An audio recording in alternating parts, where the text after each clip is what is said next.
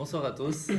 Alors, ce soir, on va parler pour le Torah Péro de Tsar Balechaim, la souffrance des êtres vivants. Ça peut être animal, humain ou autre. C'est ce qu'on va voir tout de suite. Et il faut d'abord remercier notre hôte, Simon et Rinat. Toda Rabba, que nous avez amené ici. Que ce shiur puisse vous amener beaucoup de joie, de santé, de réussite, de nachat des enfants. Zrat Hashem, que de bonnes choses. Alors, dans Tsar Balechaim, dans ce qu'on appelle la souffrance, en général, on parle plutôt de la souffrance animale. Et il faut savoir qu'en Israël, il y a eu pas mal de débats par rapport à ça. Pourquoi ? Parce que il y a eu beaucoup de soucis, que ce soit dans la cache-route, que ce soit autre part, de la souffrance qui était faite aux animaux. Et donc, ils se sont mis aux normes européennes. Il y a des choses qui sont mieux, et des choses qui sont un peu encore moins bien.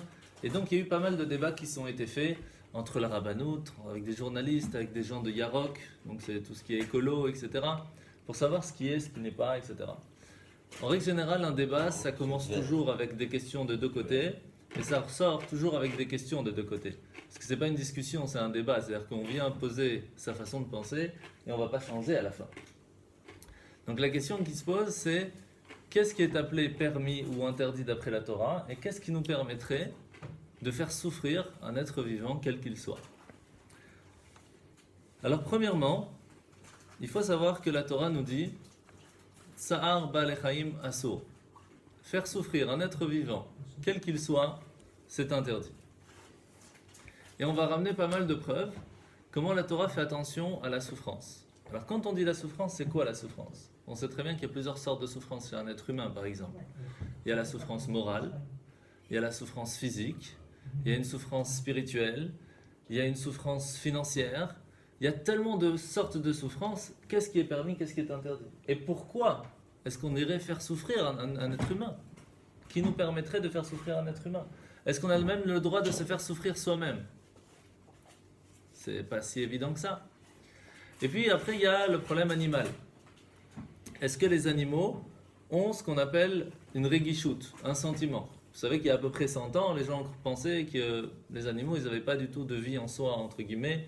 Ils n'avaient pas du tout de sentiments, on pouvait faire ce qu'on voulait, il n'y a pas de problème. Mais c'est doucement, les 100 dernières années que ça a un petit peu plus évolué. Aujourd'hui, on fait un peu plus attention. Mais quand on réfléchit même logiquement, on sait très bien que les animaux ont des sentiments. Vous voyez bien un chien par rapport à son maître. Vous voyez bien même un chat des fois. Vous pouvez voir des animaux qui s'entraident entre eux de temps en temps. Donc un sentiment existe. C'est sûr que le cœur d'un animal peut parler aussi.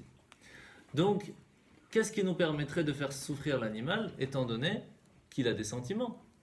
Et est-ce qu'une fleur, une plante, un arbre fruitier par exemple, pourrait souffrir si on lui coupe une partie, quand on coupe le gazon par exemple ? Est-ce qu'on a le droit de faire tout ça ? Alors, c'est ce qu'on va essayer de voir ce soir. Alors d'abord, il faut savoir que la partie écolo, entre guillemets, quand on parle écolo, je dis en règle générale, je ne viens pas spécifier quelqu'un, c'est toujours de dire, ici il y a une partie qui est verte, il y a des arbres, il y a une forêt, etc. Et on veut garder cette biodiversité, on veut garder cette partie qui est complètement verte pour ne pas mettre dessus des bâtiments, parce que sinon ça va gâcher le paysage, c'est chasse gardée, c'est un endroit qui est magnifique, il faut faire attention de garder la nature. Est-ce que c'est bien ou c'est pas bien ? En soi, c'est extraordinaire, c'est très important. C'est très très important de garder en soi la possibilité de garder des endroits dans le monde qui sont encore, surtout qu'aujourd'hui il y a de plus en plus, qui sont encore naturels. La question qui se pose alors, c'est imaginer que vous avez 3000 personnes qui sont dehors, qui n'ont pas où dormir. Mais que vous avez la possibilité dans cet endroit-là de mettre des bâtiments qui mettraient la possibilité à ces gens-là de pouvoir dormir normalement. Qu'est-ce qui est le plus important ? De garder 2 km à vue que des arbres, mais laisser dormir 3000 personnes dehors, ou d'enlever ces arbres et d'en faire des cabanes, entre guillemets, si je donne un exemple, et de donner la possibilité à ces gens de dormir. Qu'est-ce qui est d'après vous le plus important ? Dormir, faire dormir les gens. Tout simplement, on sait très bien que lorsqu'Hachem il a créé le monde, il a créé doucement chaque chose, et quand c'est arrivé à la fin, il a dit maintenant que tout est prêt, je vais faire la raison même de la création. J'ai créé les arbres, j'ai créé les animaux, j'ai créé la terre, j'ai créé la mer, j'ai créé tout ce qu'il y a dans le monde pour que l'humain puisse s'en servir. Et c'est comme ça qu'il dit à Adam et Ève, il leur dit maintenant le monde est prêt, vous pouvez vous en servir pour faire le but de la raison pourquoi j'ai fait ce monde. Alors faire attention dans la phrase, je l'ai bien fini, ce qui veut dire, vous ne pouvez pas simplement vous en servir comme vous voulez. Vous pouvez vous en servir pour faire la raison pourquoi je vous ai mis ici-bas dans ce monde. Donc premièrement, qui est le plus important dans le monde? Ce n'est pas le monde en soi, c'est les humains qui se trouvent dans le monde. Ce qui veut dire qu'à choisir entre une forêt et des personnes qui n'ont pas où dormir, la question ne se pose pas. On enlève la forêt, on fait des bâtiments et on laisse dormir tout le monde. Même si ça enlève le naturel. Pourquoi? Parce que le but, en fin de compte, si on n'utilise pas cette forêt, si on n'utilise pas cet endroit pour pouvoir faire dormir ces gens, c'est qu'on n'a rien compris à pourquoi le monde a été créé. Ça veut dire qu'on a plus de rachamim, plus de miséricorde envers un arbre qu'envers un humain. Et ça, c'est un problème. Donc ça, c'est la première chose. C'est vraiment la première base. Maintenant, est-ce qu'on aurait le droit de faire souffrir un animal? Alors, je vais vous poser une question.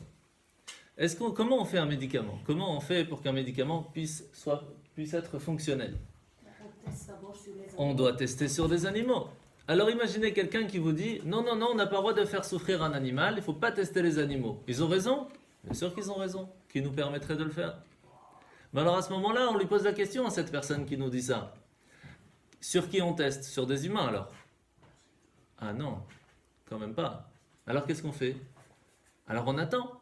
Alors le temps d'attendre, on n'a pas le médicament, donc il y a encore 3-4 millions de personnes qui vont mourir. Alors qu'est-ce qu'on fait?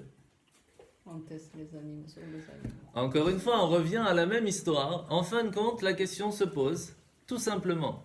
Le monde a été créé pour qui? Pour que l'humain puisse vivre en bonne santé, comme il le faut, dans ce monde. Et s'il y a un moment, on va devoir faire souffrir l'animal pour que l'humain puisse survivre, à ce moment-là, on a le droit de faire... Pas de souci. On a le droit de faire souffrir l'animal. Mais à quel niveau? C'est ça la question. Jusqu'où on peut aller? C'est pas évident. Parce que si on a le droit à ce moment-là, on peut tout faire. Ah, alors jusqu'où ça veut dire qu'on a le droit de faire la souffrance? Est-ce qu'on a le droit de faire souffrir? À quel niveau? Pourquoi? Et c'est ça un petit peu qu'on va essayer de voir ce soir. Je vais donner simplement les grandes lignes. Alors, il y a une autre question qui vient aussi avec les médicaments, c'est le cosmétique. Tout ce qui est cosmétique, que ce soit les rouges à lèvres, les trucs, les produits, les shampoings, tout ça, c'est d'abord testé sur les animaux. Et il y a des choses, je peux vous dire, c'est pas joli à voir. Mais tout ça aussi, pour que l'humain puisse s'en servir. Sauf que là, c'est un peu différent. C'est pas médical. C'est pas médical. Ça veut dire que c'est entre guillemets un plus. On peut avoir très bien ce shampoing et pas un autre, et c'est tout. On n'a pas obligé de faire tester pour que l'animal va souffrir, alors que on aurait pu se débrouiller autrement. C'est quoi? C'est juste une question d'argent, une question de pouvoir gagner encore plus. Alors on teste, et puis encore, et puis encore. Et alors il n'y a plus de limite. Alors est-ce que tout ce qui est cosmétique, on aurait le droit de faire tester sur les animaux? Non, c'est pas nécessaire. On va voir. Est-ce qu'on aurait le droit de mettre un animal en cage? Il était libre. On l'enlève de sa liberté, on l'enlève de sa famille, on le met en cage. Qu'est-ce qu'il a fait le pauvre? Est-ce qu'on a le droit de le faire souffrir? Non. Est-ce qu'on a le droit de tuer une mouche? Sauf s'il est dangereux, peut-être. Dangereux, c'est une autre histoire, on va voir. C'est pour le soigner qu'il est dangereux. Ça c'est de toute façon.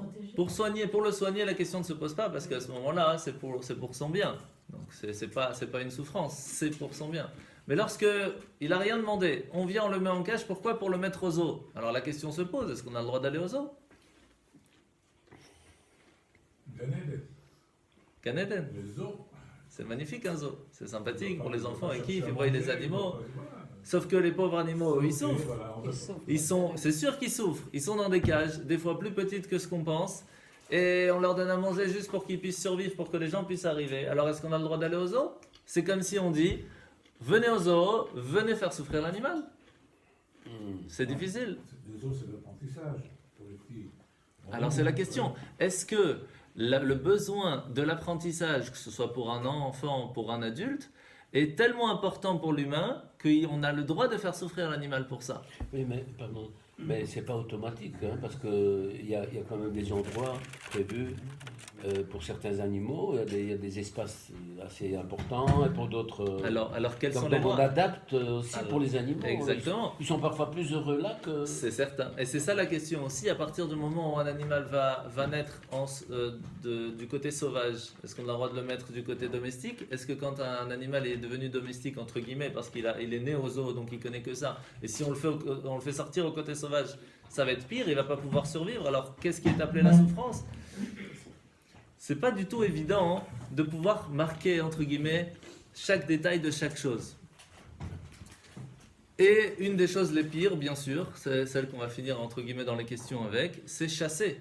Est-ce qu'on a le droit de chasser? Chasser, c'est vraiment le plaisir, entre guillemets, de l'humain. De souffrir Alors, si c'est pour manger, la question ne se pose pas, parce qu'on a déjà expliqué que lorsque c'est pour l'humain, il a besoin de manger. Parce que tu dois abattage. Tu ne peux pas manger comme ça. Ah, alors on va voir. Est-ce qu'on a le droit à ce moment-là de chasser un animal? C'est de toute façon, on ne va pas pouvoir le manger parce qu'il n'est pas cachère. Ouais. Mais on peut le vendre à un non-juif, donc c'est aussi un humain. Donc, donc chaque humain, il a ce besoin à se faire. Lui, il a le droit de manger. Donc, est-ce qu'on a le droit de chasser ou pas? Si c'est simplement pour le plaisir, est-ce qu'on a le droit? Est-ce que l'humain, le plaisir humain de chasser? Non, Bah, il n'a pas le droit. religieusement et moralement, non. Attention, c'est ça qu'on va voir plus tard. L'équilibre. Est-ce que religieusement et moralement, les deux vont ensemble? On va voir. On va voir, c'est pas si facile. La question de Sarah Balechaim, quand Simon il m'a proposé ce thème, je lui ai dit attends 2 secondes, c'est pas si évident, je te donne demain la réponse. Inépuisable. Oui, c'est très très compliqué parce que jusqu'à encore aujourd'hui, il y a encore des problèmes, les questions se posent toujours. Est-ce qu'on a le droit, on n'a pas le droit, qu'est-ce qu'on peut pas? Est-ce que la Torah donne les réponses à tout? Et la pêche, Et la pêche aussi, est-ce qu'on a le droit ou pas? une pêche à la ligne n'est pas la même chose qu'une pêche C'est industrielle. certain, c'est certain. Alors qu'est-ce qu'on peut pas, en sachant que de toute façon ça va se jeter. Surtout qu'aujourd'hui vous voyez bien qu'il y a tellement de soucis, il y a tellement beaucoup de nourriture qu'il y a la moitié qui est jetée pour laisser le prix à un certain niveau parce que sinon il n'y a plus de marché alors qu'on pourrait donner tout ça à des gens qui n'ont pas à manger. Donc tout ça c'est aussi du baltachrit comme vous avez ramené tout à l'heure. Donc il y a vraiment énormément de questions qui se posent Baltachrit, on peut traduire comment? gaspillage. Gaspillage. Donc, c'est pas du tout évident. Alors, la grande base, comme je vous ai dit tout à l'heure, c'est que la Torah a créé ce qu'on appelle Domem, Tzomer, Chai, Medaber. Domem, c'est le minéral, puis le végétal, puis l'animal, puis celui qui parle. Au-dessus de ça, on a ce qu'on appelle Melachim, les anges. Après, il y a encore plusieurs différentes sortes d'anges, etc. Je ne rentre pas dans le détail, mais ça, c'est pas pour nous, ça ne nous parle pas tellement. À nous, ce qui nous parle, c'est qu'Hachem, il a créé ce qu'on appelle le minéral. Ça veut dire la terre, les pierres, les rochers, les montagnes. Est-ce qu'eux ont une vie? Bien sûr que oui. Parce que s'il n'y a pas de vie, s'il n'y a pas une certaine lumière à l'intérieur, un certain atome qui fait que ça tourne à l'intérieur, il n'y a pas d'existence. Pour pouvoir exister, il doit y avoir une certaine vie. Est-ce que c'est une vie qui va avoir un certain sentiment? C'est une autre question. Mais en tout cas, il y a une vie. La question, elle est, est-ce que j'ai le droit de taper la pierre juste pour me faire plaisir? Ça, c'est un autre problème. Maintenant, on a ce qu'on appelle le tzomer. Le tzomer, c'est le végétal. Alors, vous devez voir tout de suite que le végétal ne peut pas vivre par lui-même. Il a besoin d'être attaché au minéral pour tirer sa force de là et donc pouvoir grandir. Le mot tzomer qui veut dire grandir, anit tzomer. Et donc, à ce moment-là, on voit que le végétal a besoin du minéral pour survivre. Mais est-ce qu'il vit le tzomer? Est-ce qu'il vit le végétal? Alors il y a eu pas mal de recherches scientifiques qui ont montré qu'en fin de compte, on va le voir tout à l'heure, que le tzomer, le végétal, a des sentiments. Oui. Et pas seulement ça, il peut même jusqu'à aller voir la pensée de la personne. Pourquoi? Parce qu'ils ont fait des tests avec un polygraphe. Un polygraphe, c'est quoi? C'est pour vérifier ceux qui disent la vérité ou pas. Donc c'est très très très sensible. Et ils ont mis ça sur des plantes pour voir est-ce que la plante, lorsqu'on lui fait mal, lorsqu'on lui tire, lorsqu'on lui brûle, etc., il y a une différence. Et oui, ça fait une différence. Ça veut dire qu'elle crie entre guillemets, elle a mal et elle sait ce qui se passe. Alors ils ont voulu tester, voir est-ce que elle a un tellement grand sentiment qu'elle peut aller voir dans la pensée. Ça veut dire en amenant un briquet devant, la plante a senti la chaleur et elle a peur. Mais sans amener le briquet, simplement en pensant de venir lui faire du mal, est-ce qu'elle va faire une différence? Et la réponse est oui. La plante a senti. C'est fou comment le polygraphe a montré comment est-ce que la plante a pu sentir que la personne avait des envies de lui faire du mal.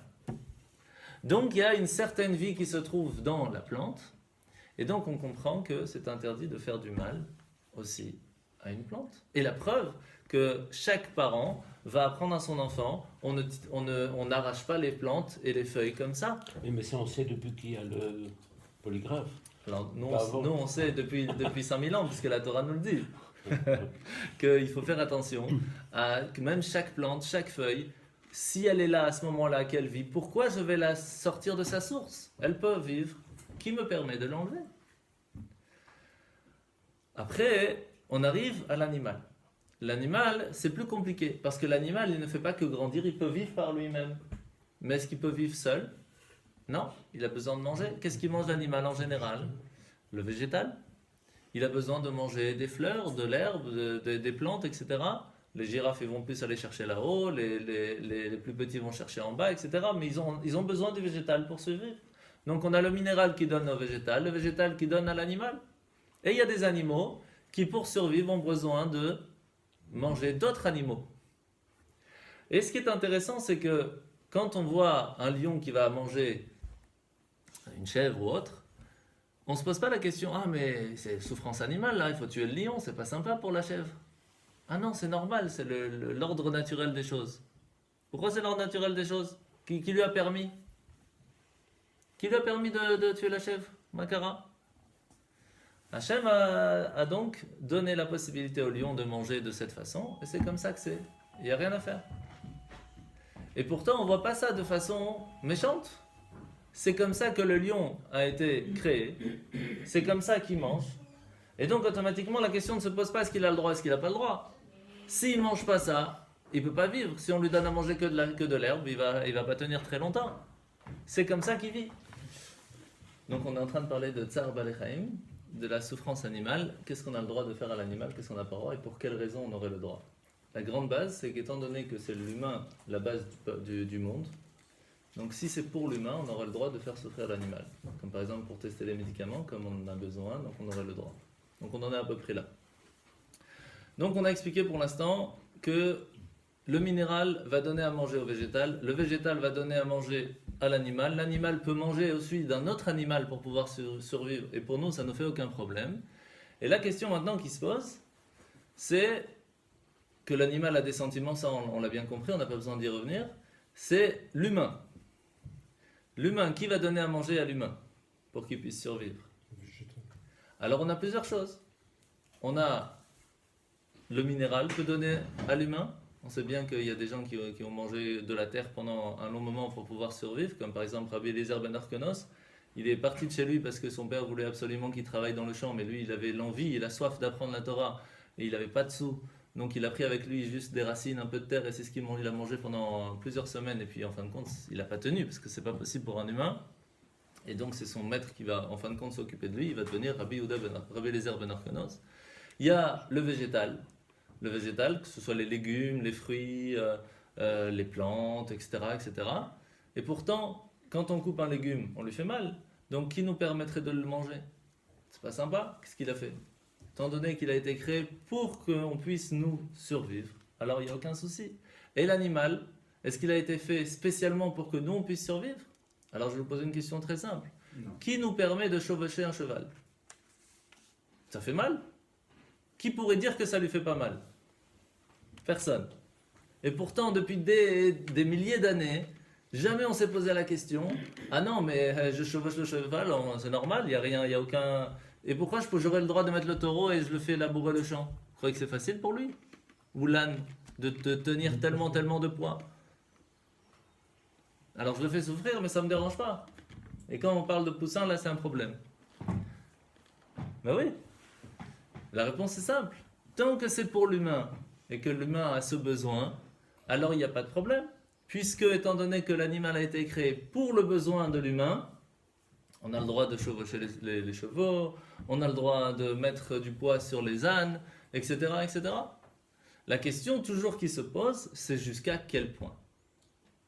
Et bien sûr, à la fin, on arrive, à qui l'humain va donner à manger? Puisque on avance. L'humain va donner à manger à qui? Aux êtres spirituels. Quand on dit aux êtres spirituels, ça peut être à d'autres humains, parce que chaque humain a une âme spirituelle. Et ça peut être aussi, entre guillemets, à Dieu, au monde spirituel. Sauf que pour ça, il faut que l'humain travaille avec son spirituel et pas seulement avec sa partie animale. Parce que s'il travaille qu'avec sa partie animale, la seule personne à qui peut donner à manger, c'est à l'animal. Et c'est pour ça qu'il se fait bouffer par les lions, parce qu'ils ont faim. Mais lorsque la personne travaille pour quelque chose d'au-dessus de lui, à ce moment-là, il fait la raison pourquoi elle est venue dans ce monde. Parce que sinon, qu'est-ce qui se passe? Il ne fait que profiter de ce qu'il a ici. Et c'est tout. Il gagne le Khad Gadia. Khad Gadia, exactement. Exactement. Donc, si je comprends bien, la raison pourquoi nous on est ici, c'est pour nourrir Dieu. J'ai mal compris. Entre guillemets. Alors, on va expliquer qu'est-ce que ça veut dire nourrir Dieu aussi. Parce que qui, en fin de compte, est le plus important? C'est nous ou c'est Dieu? Mais c'est pas question de qui est plus important. Pourquoi est-ce que Dieu a besoin de se nourrir? On a toujours dit Ah. que Dieu. Et c'est la même histoire, la question va se poser sur les corbanotes, les sacrifices. Pourquoi est-ce qu'on va prendre un animal et qu'on va le sacrifier? Est-ce que Dieu il a besoin de manger? C'est un sens Pas du tout. figuré. C'est pour nous. C'est pour nous. Alors qu'est-ce que ça veut dire c'est pour nous? Alors c'est ça un petit peu qu'on va aller voir. Par exemple, une des souffrances les plus classiques qu'on parle très souvent, et tous les ans, Rosh Hashanah arrive, caparotte. On prend des poules, on tourne autour de la tête, et puis après on va les tuer. Pourquoi? Parce que comme l'humain, peut-être il va mourir, alors pour ne pas qu'il puisse mourir parce qu'il y a un décret qu'il a fait des fautes dans l'année, alors on espère que la faute que la personne a fait, sa récompense, entre guillemets, sa punition aille sur le poulet, comme ça nous on va pas mourir. Ça fait pas souffrir l'animal ça? Bien sûr ça fait souffrir l'animal. De tourner comme ça et Oui, mais on Alors, Chaque année, c'est comme ça. bien sûr, ouais, chaque année. Mais ça lui fait mal quand même. Ouais, un peu facile, comme il a dit, chaque année c'est comme ça. Donc ça veut dire quoi? Ça veut dire que je vais continuer à faire mes erreurs parce que je sais que tous les ans il y aura la caparode. Et Ça c'est un autre problème. Ça c'est ton problème. Non, Parce qu'à chaque part... année, il y a des débats de ça. Alors d'abord il faut savoir que une des choses qu'on doit avoir dans les caparottes, il y a plusieurs niveaux de caparottes. Il y a le niveau de caparotte de la personne qui vient, qu'on tourne autour et qui donne de la tzedaka à la place. C'est très très bien. Ça c'est vraiment le premier niveau de caparotte. Le deuxième, c'est de voir comment on a tué l'animal. Pourquoi? Parce que lorsqu'on voit comment l'animal a été tué, on voit que sa vie est sortie de son corps. On se rend compte tout à fait différemment de ce qui aurait pu se passer pour nous lorsque on aurait, chas v'shalom, dû perdre la vie à cause des fautes qu'on a fait, et qu'à cause des actes qu'on a fait, alors on a fait perdre la vie à un animal, alors qu'il n'avait rien fait. À ce moment-là, on réfléchit différemment aux actes qu'on va faire dans l'année. Pour se dire l'année prochaine, je pourrais dire à la poule, no problème, cette année t'as pas besoin de moi. Je pense qu'il faudrait Ce serait changer super. la règle et faire payer les gens. Parce que les gens s'en fichent complètement de voir une poule tuer et mourir. Mais s'il faut payer, ils vont réfléchir Ça 15 000 fois. Il a fait. Et donc c'est exactement. Et c'est pour cela que une des choses qu'on va dans les caparottes, c'est qu'il faut donner de l'argent pour sentir cette souffrance d'avoir sorti de l'argent. Mais la pauvre poule, elle doit quand même mourir. Il faut faire payer plus. Alors qu'est-ce qu'on fait avec la poule? On doit le mourir pour eux. Bien sûr, parce qu'en fin de compte, le but n'est pas simplement de faire du mal. Parce que si c'est que pour ça, alors on n'a pas le droit. Et vous savez pourquoi on emploie la poule et pas le poisson? On peut faire le poisson aussi. Ouais, je sais. Parce que le poisson, il glisse des mains. Eh ben oui, et puis s'il n'est pas dans l'eau, alors il faut prendre l'aquarium comme ça, c'est pas évident. Parce que si on prend la chèvre, c'est dur par contre, ça je peux vous dire. Il y en a qui prennent le lion, hein. Ouais, alors là c'est une autre histoire déjà. Obélix ou... Alors on a aussi ce qu'on appelle le tsar Adam. Est-ce qu'on a le droit de faire la circoncision à un enfant? Est-ce qu'il souffre l'enfant? Bien sûr qu'il souffre. Et si c'est un adulte, c'est encore plus difficile. Qui nous permettrait de faire souffrir un enfant? Il n'a rien demandé. Pourquoi on lui ferait du mal comme ça? La loi. La loi, mais il faut une raison. L'alliance. C'est le grand débat actuellement. Eh oui. Ouais. Au Danemark surtout. Hein, en ce moment. Ouais. Même ici en Belgique. En Belgique Ouais. aussi, ouais. Alors, toutes ces questions, il faut d'abord comprendre une chose très importante. Très simplement, d'abord, vous pouvez voir qu'il y a des gens qui sont prêts à faire sortir des millions et des millions pour organiser une fête. Par exemple, que ce soit, je sais pas moi, la fête nationale ou autre. Les gens sont prêts à sortir, le gouvernement est prêt à sortir des millions d'euros pour que les gens se sentent bien, pour qu'ils puissent oublier leur métro boulot dodo, pour sortir un petit peu de leur façon de vivre chaque jour. Comme par exemple des gens ils sortent des milliards pour organiser une Coupe du Monde. Pourquoi? Pour éteindre le cerveau des gens, pour ne pas qu'ils soient trop intelligents et qu'ils se mettent complètement là-dedans. Tout simplement c'est vraiment pour ça, pour calmer le cerveau des gens, pour qu'ils soient tranquilles, qu'ils ne pensent pas aux problèmes. Est-ce que c'est important de faire ça? Bien sûr. Parce que si le cerveau de tout le monde commence à travailler un peu trop tout le temps, alors ils vont trop réfléchir et il y aura beaucoup trop de problèmes.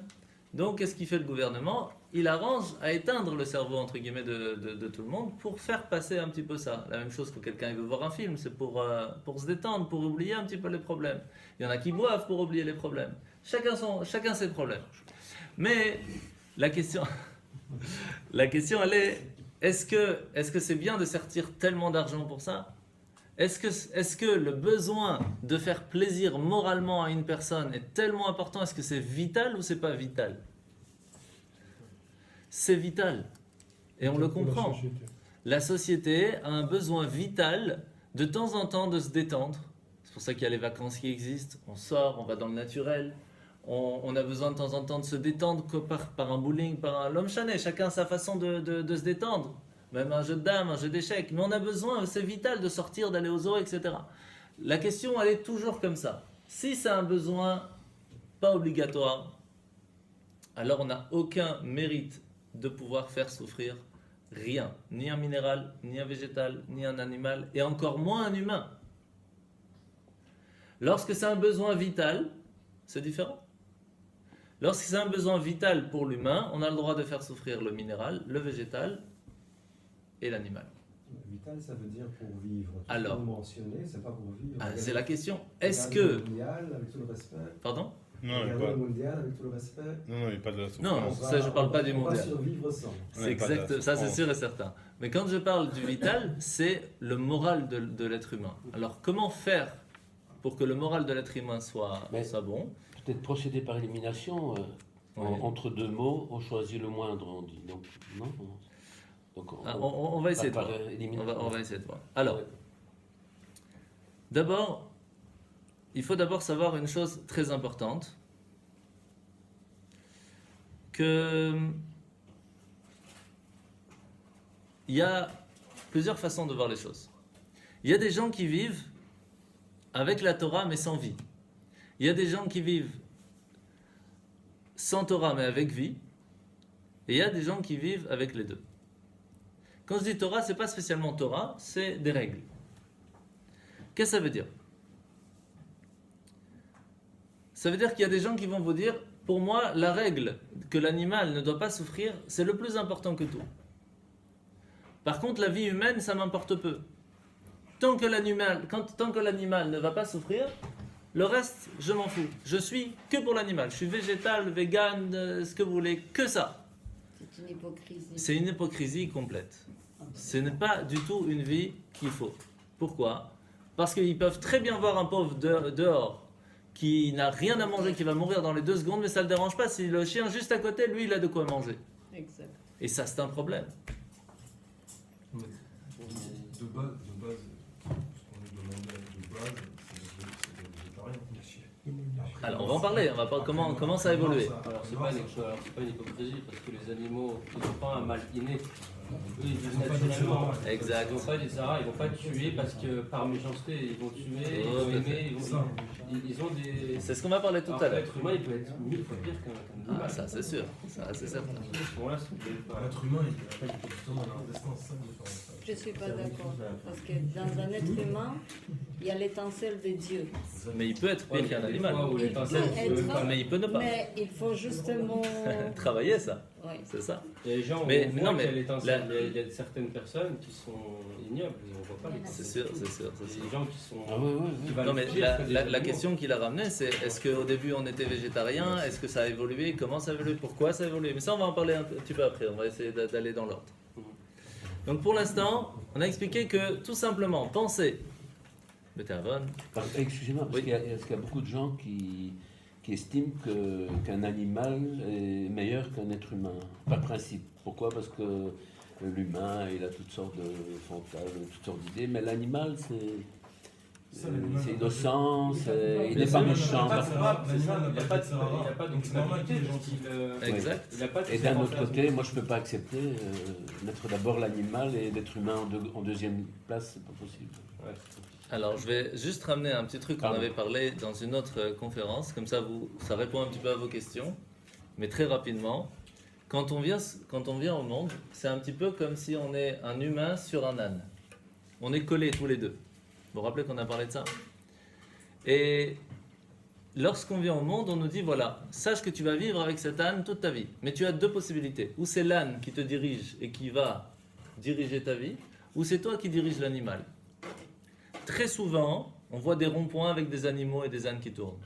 C'est rare, de temps en temps, qu'est-ce qui se passe? On voit des gens qui ont réussi à diriger leur âne. Non, non, non, ne mange pas maintenant, donne à l'autre. Ça, c'est humain.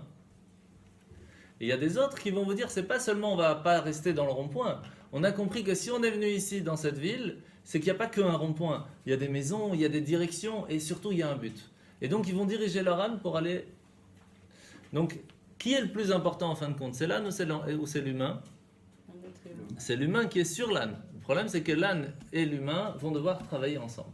Il n'y a rien à faire. C'est pas juste à 100% quand tu dis par exemple, donne à manger à l'autre, à l'animal. Un oiseau qui a des poussins, il va pas manger tous les vers de terre qu'il va trouver, il va les prendre, il va les amener à ses poussins. Donc, on voit bien- On peut voir que c'est un caractère humain, c'est un comportement humain, malgré que ce soit un animal. Alors, C'est vraiment- ça c'est montre, pas ça exact. montre qu'une personne peut penser qu'il fonctionne comme un humain et pourtant il est totalement comme un animal, comme un oiseau qui a donné à son enfant.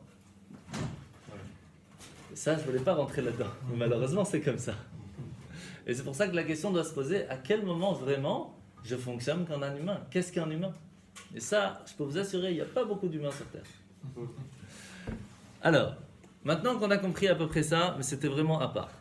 On a donc des personnes qui vont dire le plus important c'est l'animal, et vous pouvez voir ça malheureusement avec ce qui s'est passé dans la Deuxième Guerre mondiale, que pour eux la vie humaine n'était pas du tout importante, et qu'il y avait des animaux qui pour eux étaient 10 fois plus importantes que les humains. Et ça c'est catastrophique, parce que c'est prendre des règles sans avoir la notion de la vie. On a d'autres personnes, c'est l'inverse. Ça veut dire, pour eux, la vie humaine c'est le plus important. La vie animale, on n'a pas du tout le besoin, on s'en fout complètement, ils n'ont pas de sentiments. Le plus important c'est l'humain, et donc on peut en faire de l'animal ce qu'on veut. Est-ce que ça c'est bien? Non, ça c'est pas bon non plus. C'est pour cela que la Torah nous dit, sachez que le plus important c'est l'humain. Mais l'animal a aussi une vie, et personne ne te permet de lui prendre pour rien, et tu ne peux pas la faire souffrir pour rien. Et il y a des raisons, et il y a des façons, et il y a des règles. Et si on ne fait pas les deux ensemble, et que la vie humaine est plus importante, et qu'il y a des règles, on ne peut pas vivre sur Terre comme il le faut. Et le problème, c'est toujours la même question, quelles sont ces règles? Qu'est-ce qui nous permet de choisir si oui ou non on n'a pas le droit? Alors il y a des règles de base, puis après il y a les détails. Pour ça, on est obligé de découper, comme tu avais dit tout à l'heure, entre guillemets, entre la religion et le moral. Entre le din et la midat chassidut. Entre la loi stricte de ce que la Torah nous dit, ce qui est permis, ce qui n'est pas permis, et puis ce que la personne moralement, elle va ressentir et donc va faire différemment les choses. On va voir qu'il y a des choses qui sont permises dans la souffrance animale et qu'aujourd'hui on fait attention de ne pas le faire alors qu'en soi ce serait permis. Parce qu'on ne le sent pas, on sent que c'est pas vital comme tu dis. L'histoire c'est que quand on a une règle qui est divine, alors la question ne se pose pas est-ce que c'est bien entre guillemets ou pas, c'est comme ça. Quand par contre on arrive à une question sentimentale, là chacun va avoir un sentiment différent. Ce qui fait que pour une personne ce sera bon, pour une personne ce ne serait pas bon. Alors sans rentrer dans le débat, simplement pour vous faire comprendre ces deux façons de penser, est-ce que l'avortement c'est bien ou pas? Je ne vous donne pas mon avis, je vous donne simplement de comprendre les deux avis. Il y en a un qui va vous dire qu'à 8 mois et 4 semaines, mais juste la veille de l'accouchement, on peut faire l'avortement, c'est pas tuer quelqu'un. Par contre le lendemain c'est un meurtre. Pourquoi un jour avant ce serait pas un meurtre? Parce qu'il est dans le ventre et alors? Il n'est pas vivant? Bien sûr. Alors? Est-ce qu'il est conscient de vivre? Personne n'est conscient de vivre. Qu'est-ce que ça change? C'est conscient ou pas conscient? Tu crois qu'un bébé il est conscient qu'il vit à ce moment-là? Il sait même pas ce qui se C'est passe. ça, mais même quand il est né, il Bah alors c'est ce que je te dis. Pourquoi un jour de différence ce serait... Alors il y a des gens qui vont vous dire oui mais la maman elle va pas pouvoir vivre donc c'est pas...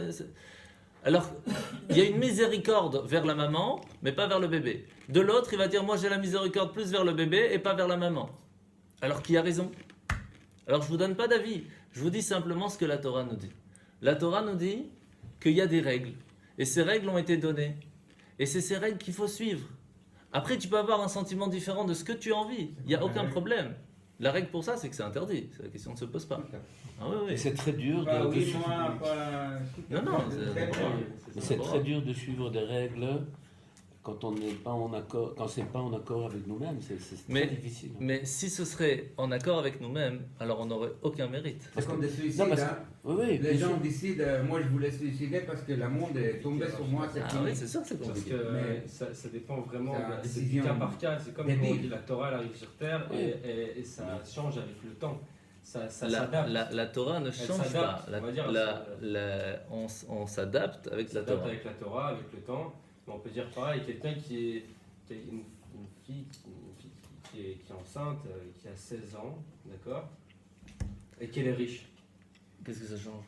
Elle peut accoucher, il va pas souffrir le bébé maintenant. Peut-être que quelqu'un qui a 28, une femme qui a 28 ans et qui vit dans la rue et qui est enceinte, à ce moment-là c'est du cas par cas. C'est comme- Est-ce que nous on sait qu'est-ce que Hachem il a voulu pour que telle personne tombe enceinte alors que l'autre qui ça fait 40 ans qu'elle essaye, elle n'arrive pas à en avoir? Moi je te dis une Ça histoire, fait moi réfléchir à j'avais ce une moment-là. histoire avec une femme, je sais pas comment je tombais. C'est pour ça que je voulais pas rentrer dans l'avortement. Je vous dis Non, non. simplement de comprendre que chacun, voilà, c'est exactement ça. Chacun va avoir sa façon de penser. Ouais. Est-ce que vous avez raison? Bien sûr. Est-ce qu'il a raison? Bien sûr. Est-ce que j'ai raison? Je ne sais pas. Mais tout le monde a raison ici. Non, mais il y a des choses. Il y a sur une lesquelles on seule peut pas personne revenir. qu'on peut suivre. Il y a des choses sur lesquelles on peut parvenir. Par exemple, tuer quelqu'un, c'est logique pour tout le monde que c'est quelque chose de mal. Mais non. Alors que manger Mais un non. chat, par Mais, exemple, mais c'est non. pas- Mais c'est ça c'est l'erreur. pas Ça clair. dépend aussi au cas C'est par ça cas. l'erreur. Mais non. Mais même, tu vois comment ça commence? Au cas par cas, il y a des gens qu'on a le droit de tuer. Là, tu Non. commences déjà. Hein. S'il y a On n'a quelqu'un- pas s'il y a le quelqu'un droit devant moi de qui- tuer. Il y a un Par être humain devant contre- moi qui vient avec un couteau qui vient me tuer. Ah, si je le tue, alors qu'est-ce qu'elle nous dit la Torah? Ouais, donc c'est quelqu'un du cas- vient te prendre c'est ta ça que je fille. veux dire par mais cas bien par sûr. cas. C'est ça que je veux dire. Non, parce que quand on commence à penser comme ça, c'est problématique. Parce que qu'est-ce qui s'est passé à la Seconde Guerre mondiale? Ils ont dit qu'il y a des humains qui sont normaux, il y a des humains qui sont des sous-humains qu'on peut tuer. Donc si on commence à mettre notre logique dans les lois divines, on a un grand problème. Parce qu'on peut arriver à des choses catastrophiques. Mais dans les lois divines, comme on a appris dans le petit mot de Torah aujourd'hui, la mitzvah, Sefer HaMitzvot d'aujourd'hui, c'était s'il y a quelqu'un qui vient pour nous tuer ou qui vient pour tuer un autre, on a l'obligation de le tuer avant que l'autre meure. Et on a même l'interdiction de se retenir et d'avoir de la miséricorde pour cette personne. Donc vous comprenez qu'il y a des lois. Et c'est pour cela que ces lois ont été faites par Hachem, parce que c'est lui qui a créé le monde. Et il sait comment le monde doit tourner. Juste une petite question. Est-ce que dans les lois juives, mosaïques, enfin, est-ce qu'il n'y a pas une part de libre arbitre ou- Bien sûr. Il y a le libre arbitre parce que à ce moment-là, on a le droit de choisir si on veut ou on veut pas. Sauf que le choix, c'est quoi? Il y a le choix de la vie et le choix de la mort. On peut choisir. Faites ce que vous voulez. Il n'y a pas de souci. Alors, qu'est-ce qui est le bon chemin? Qu'est-ce qui n'est pas le bon chemin? Tout est bon chemin à partir du moment où on est toujours dans la bonne direction. Encore plus, je vais vous dire même dans la paracha de Korach. Korach, quelqu'un d'extraordinaire. La preuve, c'est qu'on donne son nom à la paracha. Qu'est-ce qu'il fait Korach? Il dit à tout le monde, il dit Moshe, j'ai envie moi d'être comme le grand prêtre. Je veux allumer la menorah, je veux faire les encens, je veux m'approcher de Dieu. Moshe lui dit c'est bien ce que tu as envie, mais c'est pas ton job. C'est pas ton rôle sur terre. Tu es Lévi, tu as un autre rôle, un rôle extraordinaire. Ton rôle n'est pas d'allumer la menorah. Mais je veux. Tu peux vouloir, mais faire ce que toi tu penses qui est bon pour Dieu ne veut pas dire que c'est bon. Et malheureusement, lui et 250 personnes vont mourir parce qu'ils voulaient faire quelque chose de bien. Donc des fois on pense qu'on fait quelque chose de bien et pourtant ça l'est pas. Même qu'on a une super volonté. Et la preuve c'est que Korach avait une vraie bonne volonté puisqu'on donne le nom d'une paracha. De bonne foi. De très bonne foi. Mais la façon comment le faire n'était pas bonne. Comme Nadav et Avihu d'ailleurs. Nadav Avihu aussi, même histoire. Alors, donc j'essaye maintenant simplement de séparer entre din et regishut, entre la loi et le sentiment. C'est deux choses tout à fait différentes. Et on va essayer de séparer encore un peu plus loin, un petit peu plus tard. Je vais vous poser une question. Rosh Hashanah, ou les fêtes, et Shabbat. Est-ce qu'il y a une différence? Bien sûr.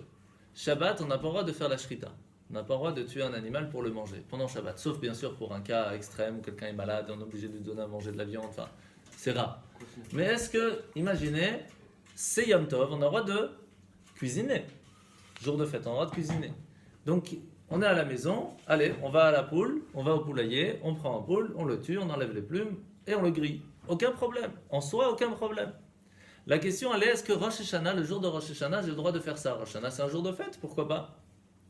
Et la loi nous dit, je précise la loi, la halakha claire de la Torah, c'est jour de fête, il n'y a aucun problème. Tu as faim, c'est jour de fête, en plus c'est pour la fête, aucun souci. Mais, il faut éviter. Pourquoi? Étant donné que le jour de Rosh Hashanah, c'est un jour où on demande miséricorde à Dieu pour nous, comment lui montrer que nous, on n'a pas miséricorde envers la bête? Donc même si en soi c'est permis, le Talmud nous dit non, c'est permis, d'accord, mais arrange-toi à le faire avant, pas le jour même. Parce que le jour même, c'est un jour de demande de miséricorde. Comment tu peux te permettre de ne pas avoir miséricorde envers la bête alors que toi-même tu la demandes pour toi? Donc on comprend à ce moment-là clairement dans le Talmud que tuer l'animal, même avec la shrita, même avec la meilleure façon possible, c'est une souffrance. Puisqu'elle nous dit que c'est une souffrance pour l'animal, on n'a pas envie de faire la même. Vous comprenez? Donc c'est sûr qu'il y a une souffrance. Est-ce qu'on a le droit de faire cette souffrance en règle générale dans l'année alors? La Torah elle-même nous dit qu'il y a une certaine souffrance. C'est normal, on enlève la vie. Vous avez déjà vu quelqu'un qu'on enlève la vie, mais tranquille, hein? Je t'endors, il n'y a pas de souffrance. Bien sûr qu'il y a une souffrance. C'est un Gilgoul, donc c'est normal. Ça c'est un autre problème. Ça c'est un autre problème. Donc ici on voit bien hein, que à partir du moment où on a envie de manger, on a le besoin de manger, on a un besoin vital, pour l'humain, il n'y a aucun souci. Mais s'il n'y a pas que la loi fixe, il y a aussi le sentiment de la personne. Et le problème, c'est que dans le sentiment de la personne, comme on l'a ramené tout à l'heure, chacun a un sentiment différent. Et trouver le bon équilibre entre 5-6 milliards de personnes qui chacun pense différemment, pouvait toujours courir. Et c'est pour cela qu'en Israël, par exemple, il y a eu des lois qui sont sorties par rapport à ça, comme par exemple qu'avant dans les caisses où il y avait les poulets, vous savez, c'était énormément, ils étaient complètement entassés.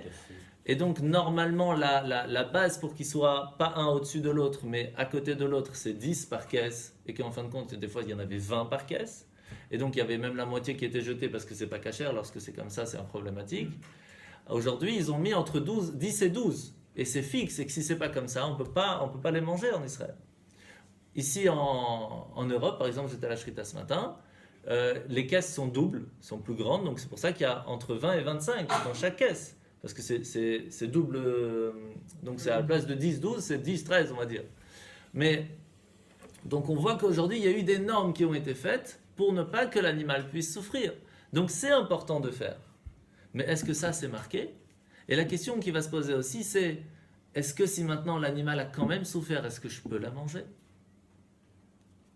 Imaginez que c'était entassé. Est-ce que c'est cachère ou c'est pas cachère si j'ai fait la shrita?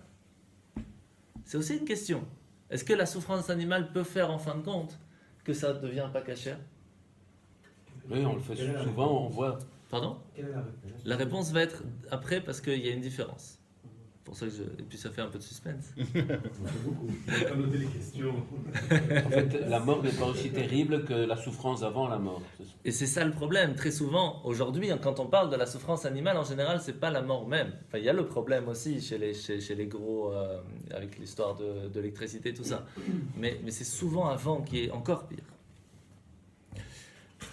Maintenant, je vais poser une question un petit peu à côté qui va aussi nous aider à comprendre le reste. Est-ce qu'on a le droit d'avoir des animaux à la maison? Ouais, ça dépend lesquels. D'où vous savez? Ça dépend lesquels. Chez Moi, je Loa n'aime Hakel, pas. on fait rentrer un oiseau dans la maison. Pardon? Chez Loa Hakel. Ah, c'est pas dans la maison, c'est c'est dehors. Dans une cage. Cage. Il y a des animaux qui ont besoin de l'humain pour vivre. Une Ah. vache, Oh. des animaux cachés, on a le droit. Ça, c'est une bonne réponse. Ah, aussi, c'est j'attends les gens. Alors, il y a des animaux, comme il a dit, il y a des animaux qui ont besoin de l'humain pour vivre. Donc, tout ce qui est vache, chèvre, tout ça, c'est des animaux qui sont domestiques. Ça, la question ne se pose même pas, puisque On doit les traire. on doit s'occuper d'eux. La Mais question ne les- se pose même pas. La Il y a question, des elle est... animaux- Il y a des animaux que les humains ont besoin pour vivre. Oh, C'est-à-dire Bien fait. comme les vogues. comme le... Les vogues. C'est quoi? Hiver. Ah, les aveugles. Très très bien. Donc il y a ce qu'on appelle vital pour l'homme comme les aveugles. Et puis il y a aussi vital de façon morale. Ouais. Comme par exemple un chat, un chien à la maison, que ce soit pour les enfants, pour les aider à grandir, ou même des poissons. Vous savez qu'il y a eu pas mal de recherches scientifiques d'avoir des animaux à la maison pour les enfants. Ça permet de leur faire grandir plus facilement, d'avoir une certaine responsabilité envers les animaux ou autres. Et d'autres simplement pour ne pas être seuls. Vous savez combien de personnes qui sont seules à la maison, alors ils ont besoin d'avoir un animal pour pouvoir vivre. Donc la réponse est oui. Tu veux la réponse tout de suite, hein? Et la réponse, elle est oui à une seule condition, entre guillemets. C'est quoi? C'est que premièrement, on a le droit d'avoir un chien par exemple, mais il ne faut pas qu'il soit méchant. Si c'est un chien méchant, il n'a pas le droit de rentrer à la maison. Et si on en a quand même un, par exemple pour la sécurité de la maison, il se doit d'être à l'extérieur. Parce que là, c'est une interdit de l'avoir à la maison. Par contre, si c'est un petit chien qui est très mignon, il n'y a pas de souci. Et même, parce que vous savez que dans la Kabbale, on explique que celui qui a un chien à la maison ne peut pas faire la prière devant, ne peut pas faire le kidouche, ne peut pas faire la prière à côté de son chien.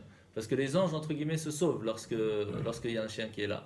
Ouais. Et là, alors je vais quand même préciser que ça, on parle d'un kelevra, donc un chien méchant. Et un petit dash chez Ezekiel Evra.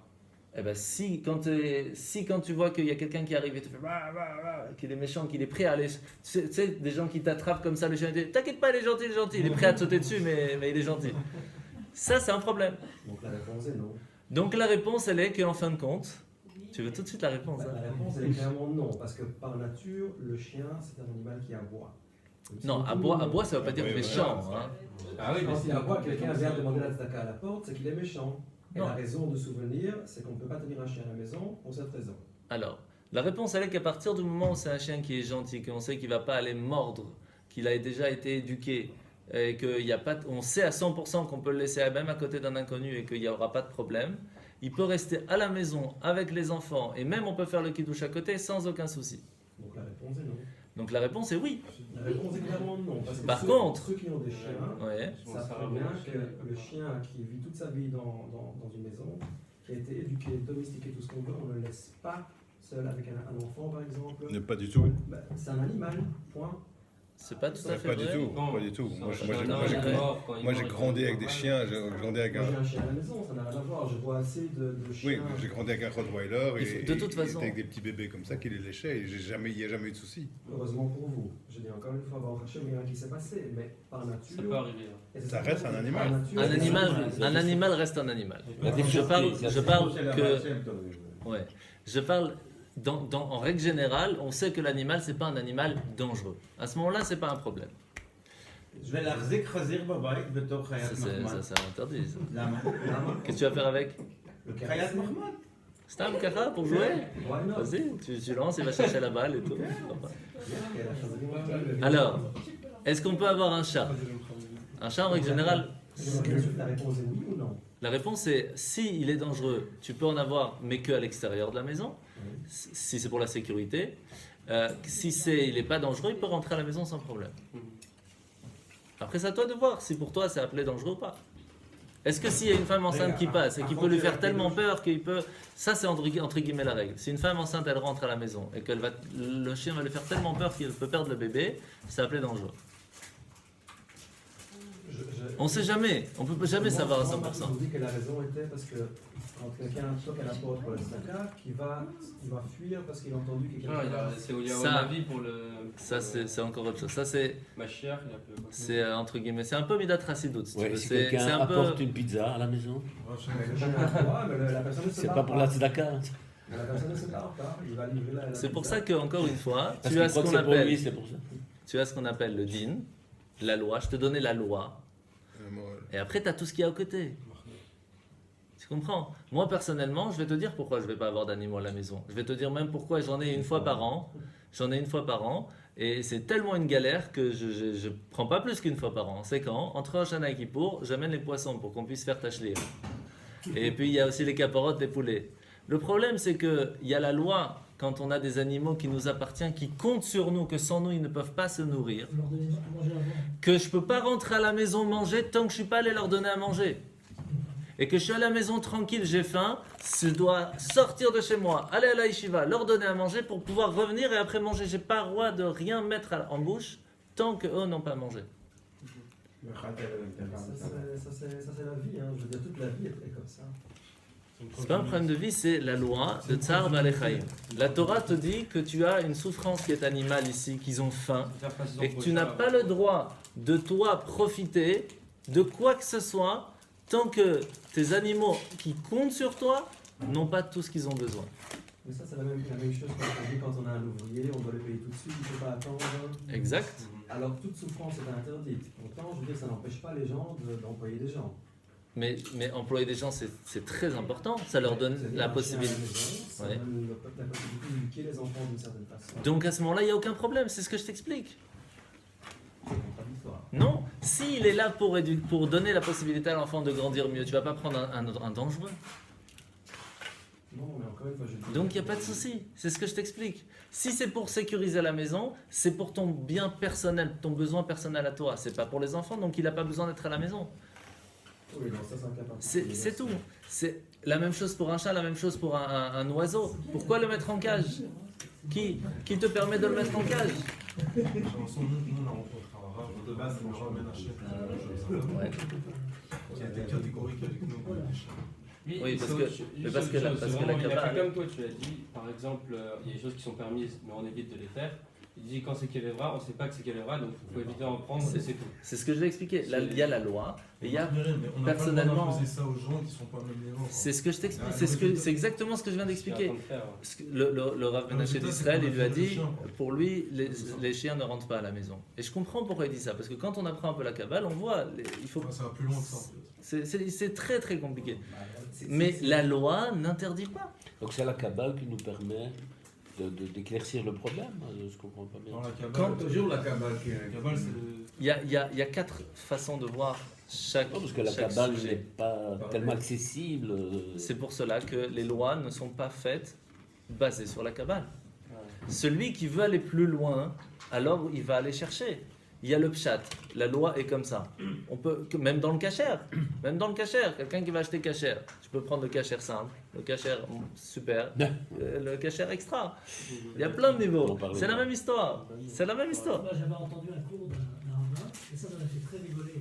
Il disait que les chiens qui avaient beaucoup, en fait, c'était des guilgouls de gens Qui arrêtaient pas de la shonara. Exact. Là, je pas bien compris. Moi, j'ai une Des gens qui moi, font je- beaucoup de médisance, qui disaient des choses pas bien sur les gens, peuvent aller après dans des chiens et qu'ils aboient beaucoup. Il faut le prendre à la C'est- maison, ce chien, et l'éduquer toute sa vie. Pour qu'il arrête d'aboyer. Pour qu'il arrête d'aboyer. Mais encore une fois, tout ça, c'est des choses qui existent, mais on va pas commencer à en parler maintenant. Pourquoi? Parce que si on rentre là-dedans, premièrement, il n'y a pas de limite. Parce que dans l'histoire du Gilgul, le Rachaim, etc., il y a tellement d'histoires. Là, on essaye de comprendre la souffrance animale en soi, ce qui est permis, ce qui ne l'est pas. Et après, comme je vous ai dit, il y a le niveau de sentiment. Quelqu'un qui va vous dire, pour moi, c'est pas normal qu'un chien soit en cage, dans la maison. C'est une longue histoire juste de toucher parce que je pense qu'il y a plusieurs personnes ici avec des chiens à la maison. Quelle est la raison kabbalique qu'on ne peut pas tenir un chien à la maison? Ou c'est trop compliqué? En 2 mots, c'est parce que faire une prière à côté d'un chien, c'est plus difficile à la prière de Moi, pouvoir je vais à la monter. synagogue uniquement. Donc, Non, mais tu es à la maison, tu veux manger quelque chose. Baruch Ata Hashem, Shakol Emid Dvaro. T'as un problème. Chaque prière à côté d'un chien, c'est problématique. Quel est le fond? Bon, Le- ok, c'est sympa. Tout simplement. Ça dépend chien et On chat. vaut mieux pas le savoir. Alors, il y a une différence entre chien et chat, c'est vrai, d'abord. Mais il y a aussi l'ignan de tout ce qui est animaux pas cachers. Et même s'il n'aboie pas. Même si, On emmène une autre. c'est encore une fois, d'après la loi, c'est bon. Non, mais à cause, c'est parce qu'il aboie que la prière ne monte Pas spécialement, Non. pas spécialement. Non, Il non. embrouille un peu. C'est. Alors, il y a une différence d'abord entre chien, chat, même le chazir, tu as dit tout à l'heure. Mais l'histoire en soi, c'est quoi? Un animal qui n'est pas cachère est contre tout ce qui est spirituel. Il bloque ce qui est spirituel. Donc à partir du moment où tu es dans une pièce où il y a un animal pas cachère, déjà c'est problématique. Déjà il y a un problème. Est-ce que ça veut dire que c'est interdit? Pas du tout. Puisqu'ils existent, ces animaux. On s'en sert. Le cheval, tu travailles bien avec, tu vas le chevaucher, tu vas faire plein. Mais, voilà. Est-ce que tu as le droit de faire le chemin Israël sur un âne? Sur le chemin, il y a des brigands dans le chemin, tu es obligé d'avancer. Si tu t'arrêtes, ça peut être dangereux. Tu t'arrêtes pas, tu fais le chemin Israël. Sur l'âne, il n'y a pas de problème, il n'y a aucun souci. Tu es dans un carrosse et il y a les chevaux qui tirent, il y a un problème, il n'y a aucun souci. Mais, c'est pas la même chose que si tu te lèves, tu t'arrêtes, tu fais bien comme il faut, tu n'es pas attaché à tout ce qui n'est pas caché et tu avances. Donc, on a le droit de chevaucher, de Oui, bien toucher sûr. les animaux. On a le droit de toucher Qui les sont animaux, pas Shabbat, mais on a le droit de interdits, non, toucher mais les animaux. les animaux non cachés. Il n'y a aucun problème. Shabbat, on peut pas. Même un porc, on peut toucher. On ne touche pas les animaux du tout. Est-ce qu'on peut toucher un porc? Ouais. Qu'est-ce qu'on fait quand on a un On chien? évite. On évite. Ben, C'est pas de réponse. Le problème, voilà. Pourquoi je reviens à l'histoire? C'est interdit. Alors non. Mais Je t'explique quel est le problème. Le problème, c'est que Shabbat, tu ne peux pas donner à manger à tes animaux. Tu ne peux pas t'occuper de tes animaux parce que tu n'as pas le droit de les toucher, ils sont mouktsés. Alors comment tu fais Shabbat pour leur donner à manger? donner à manger, c'est pas un souci. Sortir un chien, c'est déjà que je Tu peux pas le sortir, tu peux pas sortir. Et pourtant, je peux vous dire qu'en Anvers, il y a plusieurs forum, quand je parle avec une barbe jusqu'à là, de pailles, qui ont des chiens qui sortent à Shabbat gentiment. Alors à Anvers, c'est un autre problème. Pourquoi? Parce qu'il y a le hérouf. Alors dans le héros, la Chayat Mea, c'est permis à Shabbat. Non, c'est pas le problème de Chayat Mea. Il y a encore autre chose.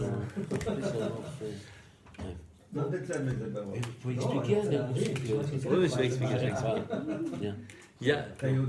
Ça, c'est vraiment le sujet chien, c'est une autre histoire. Oui, c'est très loin ça. Mais c'est très loin, ça allait très loin déjà.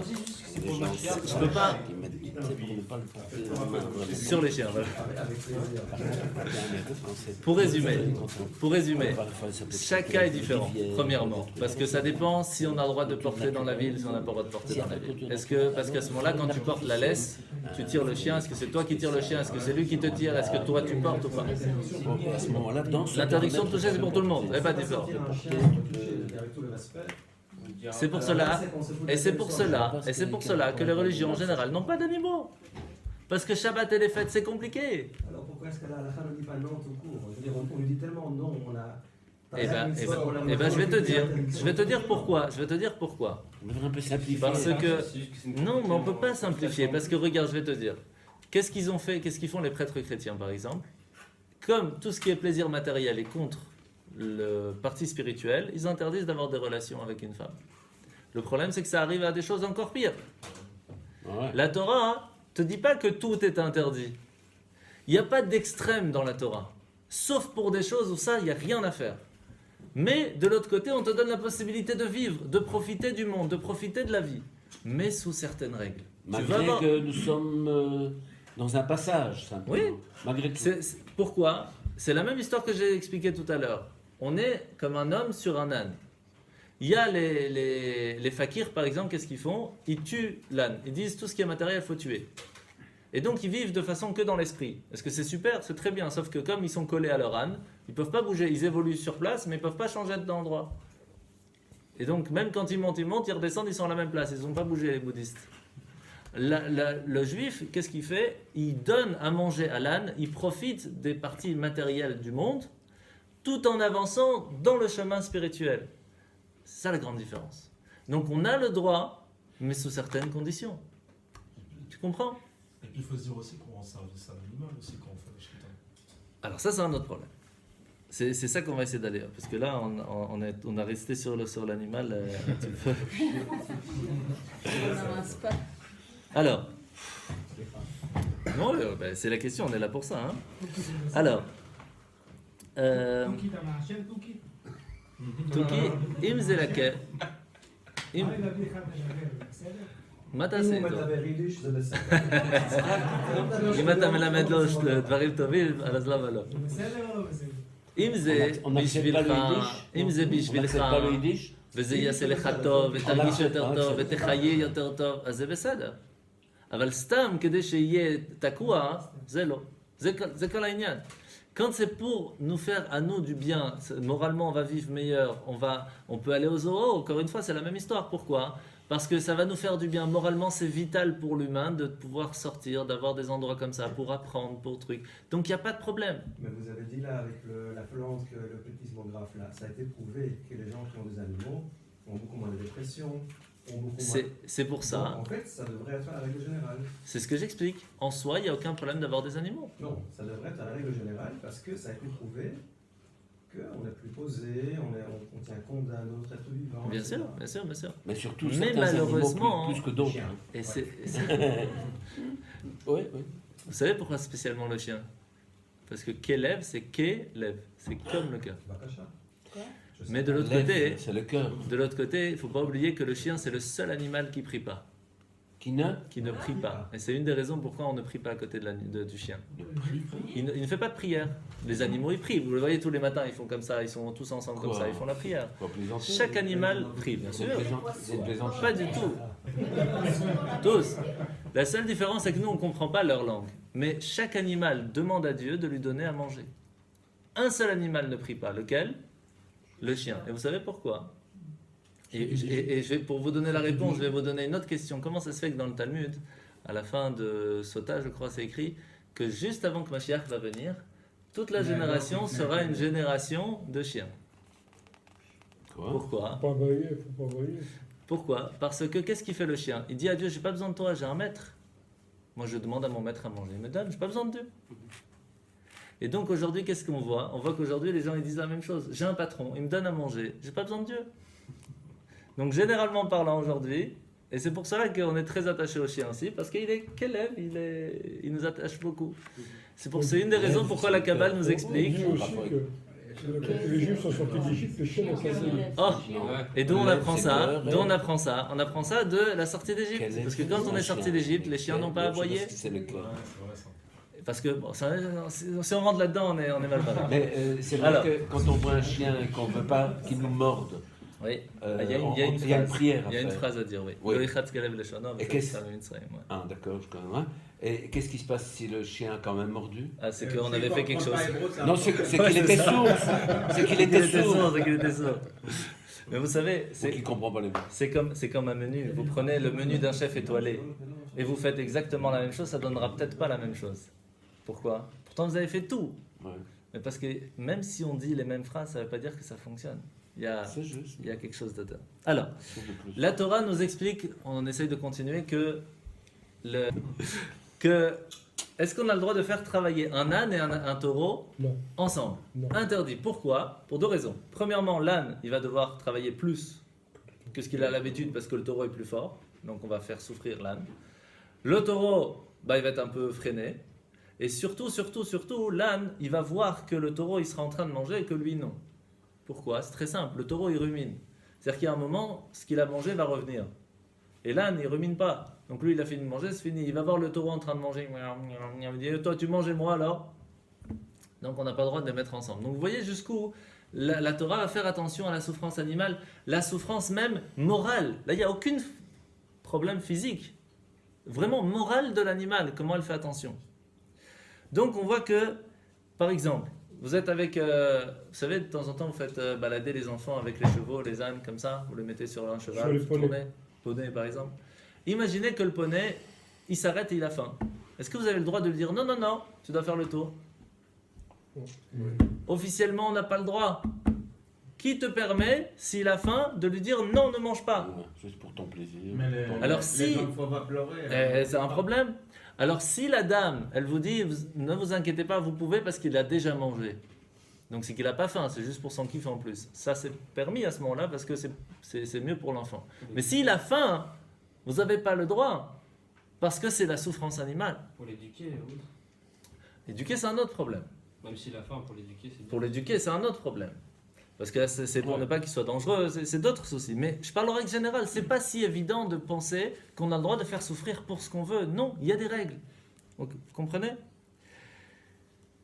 Et c'est pour ça que une question de compréhension peut être répondue par une réponse de compréhension, mais une question de sentiment ne peut pas être répondue avec de la compréhension. Si vous posez la question pourquoi est-ce qu'on va faire du mal, on va faire de la peine à l'animal, et je peux vous expliquer 10 000 fois, ça ne servira à rien. Parce qu'on ne peut pas répondre avec une compréhension sur une question de sentiment. C'est pas possible, ça ne fonctionne pas. Et c'est pour cela que tout ce qui parle, comme on a parlé de chasser par exemple, chasser les canards, tout ça, c'est interdit. D'après la Torah, c'est mamash sa'ar ba'alei chayim, c'est la souffrance animale. Pourtant, il y a une chasse qui est permise. Laquelle? La pêche. Alors la pêche, c'est pas un problème, c'est sûr, parce que de toute façon, c'est pour manger. Shrita, même. Simplement pour pêcher, si après on le remet dans l'eau, c'est une autre histoire. Mais pour... On le blesse. C'est permis pour manger. c'est un problème parce qu'on le blesse. Il y a différentes opinions. Mais C'est interdit mais on a le pour droit, loisir, en fait, seulement. Pardon? C'est interdit pour le loisir, mais c'est pour manger. C'est ça. Et c'est pour cela que même la chasse pourrait être permis pour manger sans Ouais. aucun problème. Ouais. Même si c'est pas nous qu'on mange, comme on a expliqué tout à l'heure. Mais il y a aussi d'autres façons de chasser. Pour faire des ceintures, par exemple. Tu vas chasser des crocodiles, par exemple, pour faire des sacs. Chaussures ou autre. Et bien, je vais vous apprendre quelque chose. La Torah nous dit, quand on voit quelqu'un qui a un nouveau vêtement, qu'est-ce qu'on lui dit en général? Ou Mazal Tov ou Titradesh. Tu as un nouveau, c'est bien, Baruch Hashem. Quelqu'un qui a des nouvelles chaussures, on ne lui dit pas Titradesh. Pourquoi? Parce que c'est fait avec du cuir. Du cuir, c'est-à-dire qu'on a tué un animal pour faire ses chaussures. Comment on peut dire à quelqu'un, bravo, Mazal Tov, Titradesh, tu as des nouvelles chaussures, alors qu'on a tué un animal pour ça? C'est chez elle. Donc on va essayer d'avancer un peu rapidement, comme ça on peut finir parce que Simon a un peu faim. Je rigole, je te chahute. Ça arba les chaïm. Alors, est-ce qu'on a le droit d'aller au cirque? Non, c'est avec clowns. Les clowns, il n'y a aucun souci. Mais le problème d'animaux, les souffrances animales, c'est un problème. Parce qu'on va en disant, il n'y a aucun souci de faire souffrir. Vous pensez que vous avez déjà vu un éléphant tout seul dans la savane qui vient s'asseoir comme ça, tranquille, et commencer à danser? Mais Jamais. en plus, il y a Donc, vraiment une souffrance. et là, il y a une parce que- souffrance catastrophique. Là. Ouais. Et là c'est vraiment interdit. Parce qu'on lui fait donner soif, on le tape, on lui met, c'est vraiment catastrophique, Chas Shalom. Oui, C'est vraiment un parce truc. qu'en Israël, on ne voit pas les religions qui viennent à Au cirque, non. Bon, il y a un autre problème aussi, que les femmes qui font les trucs, ils sont pas Ouais, ouais. tsniout. C'est un autre Mais c'est problème. pourquoi chaque année, il y a un yid qui fait. Ah, c'est pas si évident. Ouais. Ce qui est sûr, en tout cas, ce qui est interdit d'aller voir, c'est le torero en Espagne. Ouais. Ça, c'est vraiment de la souffrance animale. C'est Ça, étonnant c'est- quand même que les Européens permettent. Ils font chier avec le, je sais pas quoi. Oui, les shrika, Ouais. c'est interdit, mais les toreros, c'est bon. Ça, c'est- Et ça. aussi, il y a La chasse est permise. circuit de Pénolep, quelque chose comme ça, que les taureaux chassaient les hommes. En ville. Ça aussi, Ah, ouais. c'est pas, À Pampelune. pas plan. Pampelune. Alors maintenant, on va revenir à ce qu'ils sont revenus tout à l'heure. D'où ça vient qu'on a le droit de manger l'animal? Il faut savoir qu'avant Noach, donc depuis la création du monde jusqu'en l'an 1000 à peu près, on n'avait pas le droit de manger l'animal. On n'avait pas. On n'avait pas le droit de manger l'animal. C'est un être vivant qui nous permettrait. Hachem, il a bien dit à Adam et Ève, mangez tous les fruits qui se trouvent dans le jardin d'Éden. Où c'est écrit qu'on a le droit de manger l'animal? Ouais, c'est pour chez le Kainvev, chez le Quoi, c'est- oui. Makriv korbanot, lo ya C'est ochelotam. après Noir qu'on a Après, lâché le parce que- Là, c'est un sourd, là. Et après, quand On n'avait pas le droit de manger l'animal. pour assouvir Nimrod nos al-Zayat. envies. Nimrod, c'est après. לא, נמרוד זה היה... C'est après Noir. לפני נוח. C'est après Noir. C'est après Noir. Ok. Après Noir, c'était permis. À Noach, le problème c'est que les animaux, c'était des animaux, les humains à ce moment-là, ils ont commencé à tuer, à voler, à manger des animaux sans permission, et surtout, ce qu'ils faisaient, ce qui était très grave, vous savez qu'ils n'avaient pas de frigo, et jusqu'à encore quoi, il y a peut-être 200-300 ans, comment ils faisaient pour manger s'ils n'avaient pas de frigo? C'était du sel. Alors il y en a qui mettaient dans le sel, et il y en a carrément, ils coupaient une partie de l'animal qui n'était pas vitale pour l'animal, ils mangeaient ça, et oui, et après ils laissaient le reste. Quoi? Oui. Ils laissaient vivre le reste. Ah. Et ça, c'est ce qu'on appelle Ça, c'est- Ever Minachai. Manger d'un membre d'un animal vivant, c'est l'interdit le plus grave qu'il y a. C'est la Donc, chose au mot la plus- Tchaden aussi. Hein? Et pourtant, c'est si logique. Mais le problème, c'est que vous dites c'est si logique. Mais les gens font ça aujourd'hui. Quand ils mangent des moules, quand ils mangent tous les crustacés, quand ils mangent des cafards, des trucs comme ça. Mais ils sont morts. Non. Les grenouilles. Il paraît qu'on arrache les pattes et on les laisse courir. Mais bien sûr. Je jure, c'est vrai. Mais bien sûr. J'ai appris. Mais ils mangent carrément des trucs vivants. Tout ce qui est moule. Les huîtres, voilà. Les huîtres, c'est vivant. Les huîtres, c'est vivant. C'est Ever Minachai. Et c'est pour cela que quand il y a eu le déluge, Hachem il a dit à Noach, jusqu'à maintenant, au moment du déluge. La coquille, c'est. C'est comme un escargot, c'est à l'intérieur. Oui, mais l'escargot, il vit en dehors de sa coquille. Ou l'interdiction, mis à part le fait que c'est pas caché, ça c'est évident. Ou l'interdiction, c'est vivant, pas vivant. Alors, c'est ce que je t'explique. Les moules. Alors écoute, jusqu'au moment de Noach, du déluge, Hachem il avait dit, on ne peut pas manger l'animal. Tu n'as aucune permission de manger un animal. Par contre, après qu'il y a eu le déluge, Hachem il a dit, à partir de maintenant, l'animal est tombé à un niveau très bas. Pourquoi ? Parce que les animaux ont fauté aussi pendant le déluge. Il y a eu des mélanges entre animaux, il y a eu des problèmes, il y a eu des catastrophes. Donc l'animal a chuté de façon spirituelle et il va donc avoir besoin qu'on le réélève. Comment on va le réélever ? Quand l'humain va le manger avec une certaine pensée autre que simplement se faire plaisir, alors il va réélever l'âme de l'animal à un niveau plus haut. Il va le ramener à sa source.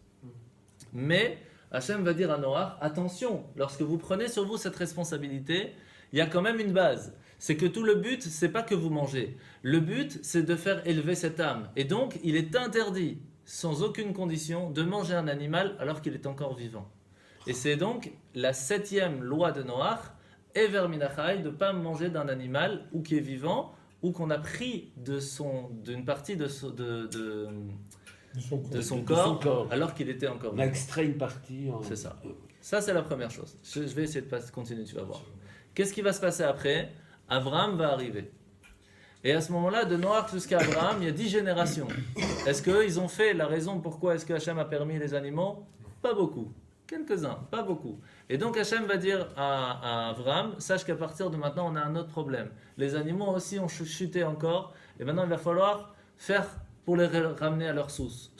Parce que j'ai vu que les humains, ils n'ont pas réussi, ils ne sont pas attachés à moi, ils n'ont pas fait le but pourquoi j'ai créé ce monde, ils ne font que profiter du monde. Donc, je te demande à toi, par contre, fais attention, tu ne peux pas manger un animal comme ça, tu ne pourras manger que des animaux cachers. Pourquoi ? On va expliquer ça pourquoi. Et puis ça évolue, ça agrandit, jusqu'à arriver au don de la Torah. Au don de la Torah, à ce moment-là, Hachem dit à tout le monde, vous savez, vous avez préparé pour le don de la Torah des tchoulant magnifiques, pour 3 millions de personnes, vous allez tout jeter. Parce que jusqu'à maintenant, vous pensez que simplement que c'est un animal cachère, cela suffit pour l'élever spirituellement. À partir de maintenant, je vais vous apprendre que non. Il faut faire une shrita, il faut enlever le sang, il faut faire attention qu'il soit en bonne santé, etc., etc. Et seulement après tout ça, vous allez pouvoir faire que la source animale va pouvoir revenir à son niveau spirituel premier. Donc toute la raison pourquoi est-ce qu'on peut manger l'animal, on peut le faire souffrir et on peut le manger et on peut le tuer, c'est pour pouvoir cet animal, le faire élever à un niveau plus haut. Sans vouloir vous faire peur, c'est pour cela qu'il y a quand même une partie où c'est écrit dans la Torah, qu'un Hamaharetz, quelqu'un qui ne connaît rien en Torah, qui ne sait pas faire la bénédiction, c'est mieux pour lui de ne pas manger de viande dans la semaine. Sauf le Shabbat. Pourquoi ? Simplement parce que c'est Shabbat, ça permet d'élever cette source spirituelle. C'est pour ça que c'est bien de manger de la viande. C'est pour cela que Shabbat elle est faite. On a cette mitzvah de manger de la viande. Pourquoi ça va nous faire peur ? Non, parce que moi personnellement, je ne sais pas si je m'appelle vraiment quelqu'un qui puisse réussir à faire élever. C'est pour ça que c'est une responsabilité, même si en soi je suis shochet, je ne fais pas tellement la shrita. Parce que c'est une responsabilité de se dire j'enlève la vie de l'animal en sachant que je suis là à ce moment-là pour l'élever à un niveau spirituel plus haut. Mais vous le faites occasionnellement. Je le fais occasionnellement. J'ai été ce matin pour vérifier que les gens le font bien. Mais c'est une très grande responsabilité.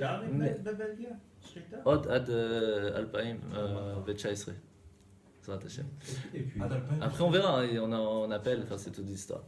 Donc on voit que c'est pas si évident de se dire je vais maintenant manger de la viande. Non. Pourquoi ? Très simplement, essayez de regarder ici. Là, Tout ce qui est ici, c'est tout ce qui est interdit, qu'on ne peut pas l'élever spirituellement. Comme par exemple, tout ce qui est animal pas cachère, ou une idolâtrie, ou toutes les choses qui sont 100%, on ne peut rien faire pour eux. C'est les parties qu'on ne peut rien faire pour eux. De là à là, c'est toutes les parties qui sont pures. L'étude de la Torah, aider quelqu'un, toutes les choses qui sont déjà pures. Mais 90%, 90% du monde se trouve entre les deux. Mais entre les deux, c'est pas comme ça. C'est grand comme ça. Ici, juste là à la frontière, on a les légumes. Pourquoi ? Il suffit de faire une bénédiction avant de manger, on le passe ici. C'est pas compliqué. Il y a les fruits, ils sont un peu ici. Pourquoi ils sont un peu plus loin ? Parce qu'on a le problème des fruits de la Shemitah, par exemple. On a le problème aussi de la Orla. C'est la 7e année. La 7e année, on ne peut pas. Les 3 premières années d'un arbre, on ne peut pas manger. Les 4 premières années, on ne peut pas manger des fruits. Donc c'est un peu plus loin. Donc ça évolue doucement. Quand on arrive là, hop, ça. L'animal se trouve juste là. Il est là à la frontière. Pourquoi ? Parce que l'animal non cachère, il est là. L'animal cachère, il est là. Pour arriver jusque-là, hein, comment faire ? Alors il nous dit, d'abord il faut interdit qu'il puisse souffrir. Il faut que le couteau soit tellement bien aiguisé qu'il ne va pas sentir que le couteau est passé. Il ne faut pas qu'il voie aussi qu'on est en train de tuer son ami. Sinon, il peut avoir de la souffrance. Il ne faut pas qu'il soit trop entassé parce que sinon, il peut se casser une jambe et ça va être aussi un problème. Lorsque tout ça est arrivé, maintenant, il faut lui enlever la vie. Quand on lui enlève la vie, il ne faut pas qu'il souffre. Comment ça fonctionne ? Je vais vous expliquer, c'est très simple. Il y a ce qu'on appelle, il y a une veine qui passe dans tous les animaux, dans tous les humains, dans toutes les créatures, qui amène du sang au cerveau, qui fait irriguer le cerveau, qui permet d'avoir une certaine souffrance. Pas le nerf sciatique. Ce nerf-là, il passe en général un peu vers le dos comme ça, et il monte jusqu'au cerveau. Qui est interdit de manger. Non, ça n'a rien à voir. Il faut qu'il soit tranché. Par contre, une fraction de seconde lui fait souffrir un petit peu. Par contre, écoutez bien, c'est ça qui est intéressant. Si on coupe la trachée artère et l'œsophage, ça veut dire la partie où on mange, la partie où on respire, les deux ici, la partie avec laquelle on mange et la partie avec qu'on respire, on les coupe ensemble d'un coup, le sang n'est plus irrigué par le cerveau parce que cette veine passe par là, et donc si le cerveau n'est plus irrigué, il n'y a plus de souffrance. Ce qui fait que lorsque l'animal, son âme va sortir, il n'y a pas de souffrance. C'est impossible. Scientifiquement parlant, c'est impossible. Ah, mais si c'est comme ça, hein, pourquoi est-ce qu'il y a des animaux qui sont cachers, des animaux qui ne sont pas cachers ? Et pourquoi en 2019 Tout simplement parce que chaque animal, écoutez bien, vous allez voir, c'est magnifique comment la Torah, comment Hachem il a géré les choses. Chaque animal qui a des sabots fendus et qui rumine, cette veine-là qui irrigue le cerveau passe par la trachée artère et l'œsophage. Chaque animal qui a ou qu'un des deux, ou ni l'un ni l'autre, ni les sabots fendus, ni le rumine, il a sa veine passe par derrière, et que même si on coupe les deux ensemble, il va quand même avoir de la souffrance. Et c'est la raison pourquoi est-ce que... Et il a les sabots fendus. Pardon ? Le porc. Eh bien, c'est pas caché, il n'a pas les sabots fendus et il rumine. Si, il a le sabot Mais fendu, il rumine je pas. crois, mais il ne rumine pas. Donc, la veine est derrière, je peux vous montrer, j'ai pas ramené, c'est dommage, la photo des veines, elle passe par derrière, et donc elle arrive au cerveau, et même si on coupe de la même façon qu'on va couper la chèvre ou le poulet ou autre, l'animal va quand même souffrir. Et donc, on ne peut pas réussir à faire passer l'animal à un niveau ici. Et étant donné que tout le but, pourquoi est-ce qu'on va manger l'animal, c'est pas pour nous, c'est pour qu'on puisse l'élever spirituellement, lui, on peut rien faire pour lui. Donc, on n'a pas le droit de le tuer. Et pourquoi des animaux comme ça Et ont donc, été créés alors ? Chaque animal, vous savez, même le roi David, il a posé la question pourquoi est-ce qu'on a besoin des araignées. En fin de compte, une araignée lui a sauvé la vie parce qu'il est rentré, il s'est caché dans une grotte. L'araignée a fait une toile d'araignée. Lorsque Shaoul est arrivé, il dit il y a une toile d'araignée, il n'a pas pu rentrer dedans, donc il est parti autre part. Chaque animal, les chauves-souris, s'il n'y a pas de chauve-souris, c'est une cata. S'il n'y a pas d'abeille, c'est une cata. Chaque animal a une raison. Parce que nous, il y on a doit. un grand équilibre. Ah oui, s'il y en a un qui manque, c'est tout qui part en cacahuète. Il n'y a plus aujourd'hui un maillon de la chaîne alimentaire. Oui, on commence un peu à comprendre. Mais nous, on a le Pérec Shira qui existe depuis des millénaires et qui nous explique déjà en détail déjà pas mal de choses. Le roi Salomon qui expliquait énormément de choses. Donc maintenant, on a compris qu'à partir du moment où on a réussi à enlever la vie de l'animal sans souffrance, ça peut être que d'un animal cachère, on a réussi à le faire passer de là à là. Est-ce que ça suffit ? Non, on ne peut pas le manger encore. On doit vérifier qu'il était en bonne santé. S'il n'était pas en bonne santé, on ne peut rien faire pour son âme. Donc on doit vérifier chaque chose. vérifie les pattes, on vérifie les nerfs, on vérifie le poumon, parce qu'en général, c'est le poumon le plus grave. Pourquoi non, Comment? il y a des choses qu'on peut vérifier avant. Bien sûr qu'il y a des choses qu'on peut vérifier avant. Si on voit déjà qu'il boite, on le laisse de côté, on verra, on attend quelques jours pour voir comment il est. Quand il revient, alors on peut vérifier. Ou qu'il tremble. Si on voit qu'il y a un souci, même pas, on essaye. Parce qu'à ce moment-là, c'est problématique. Ça s'appelle Mesoukenet, c'est un problème. En plus, il ne doit pas avoir des tâches. C'est ça. Ça dépend comment. Il y a plein de détails, on ne peut pas rentrer dans le détail. Mais en tout cas, à partir du moment où on a vérifié, après on doit vérifier qu'il est en bonne santé. Après qu'on a dit, ok, c'est bon, il est en bonne santé, il n'y a aucun problème. Et là, il y a une différence entre glatt ou pas glatt. Est-ce qu'il était vraiment 100% en bonne santé? Ou oui, il peut vivre 1 an, mais on ne sait pas combien plus. C'est ça la différence entre le kasher et le glatt. Les poumons, c'était pour les maladies ou pour le fait de voir? Parce que moi, je me souviens vaguement qu'on a dit. Il y a des trous dans les poumons, c'est pas. Non, que si la bête elle a peur, elle va inspirer, les poumons sont gonflés, alors là, ça ne peut pas. Non, c'est pas ça. C'est que lorsqu'un animal est tombé malade, souvent ça se voit dans le poumon. Et donc il y a des petits fils comme ça dans le poumon qui se mettent, parce qu'il y a peut-être un trou, parce qu'il est. Voilà, on ne sait jamais. Donc s'il n'y a aucun fil, il est complètement lisse, c'est ce qu'on appelle chalak en hébreu, ou glatt, qui veut dire lisse. Sauf que sur 100 bêtes, il y a peut-être 3-4 qui sont glattes. En tout cas, chalak bet Yosef. Les séfarades sont plus stricts par rapport à ça. Après, il y a quand même des petits fils, mais très petits. On les enlève, on vérifie, on souffle, on met de l'air dans le truc, on met dans l'eau, on voit qu'il n'y a pas de bulle. Clean. Vraiment, sans stress, ça peut être glatt. J'ai vu déjà ça. Maintenant, il y a des fois, il y a des gros trucs, on enlève et que ça reste cachère.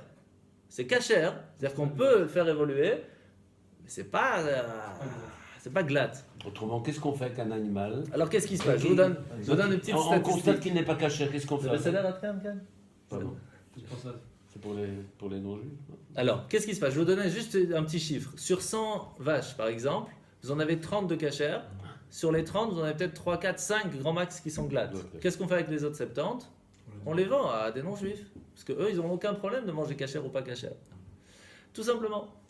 Mais nous, comme nous, on a un job que maintenant les non-juifs n'ont pas, parce qu'ils ont perdu ce job lorsque Hachem, il a vu que jusqu'à Abraham, il les a testés pendant 1600, 1700 ans, il a vu que ça ne marchait pas. Il a vu qu'il y avait une personne qui a dit, moi je suis prêt à prendre sur moi d'aider l'humanité.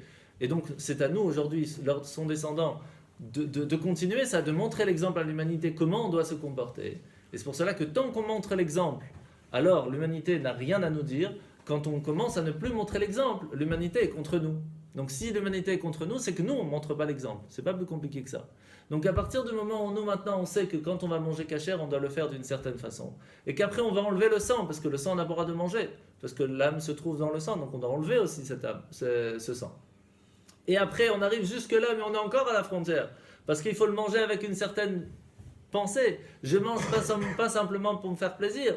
Je mange pour me donner des forces à faire après des bonnes choses avec, pour pouvoir faire élever l'animal. Donc je fais une bénédiction, et là ça passe. Et là j'ai fait la raison pourquoi l'animal a été créé. Vous imaginez que l'âme de l'animal, comme Gérard, tu as ramené tout à l'heure, des fois il y a des gilgouls, des âmes qui sont venues sur Terre en tant qu'humains, et qu'en fin de compte, ils ont avancé, ils ont fait des choses, et puis il y a des choses qui n'ont pas été bien faites. Et peut-être que la seule chose qui lui manquait, c'est qu'une fois elle a mangé, elle n'a pas fait la bénédiction. Ou même toute sa vie, elle n'a pas spécialement fait de bénédiction. Alors on va l'amener dans l'âme d'un animal, qui va, en fin de compte, qui va prier toute sa vie, cette âme-là, qu'elle soit cachère. Et qu'en fin de compte, le shochet, il arrive et il fait bien la shrita Baruch Hashem.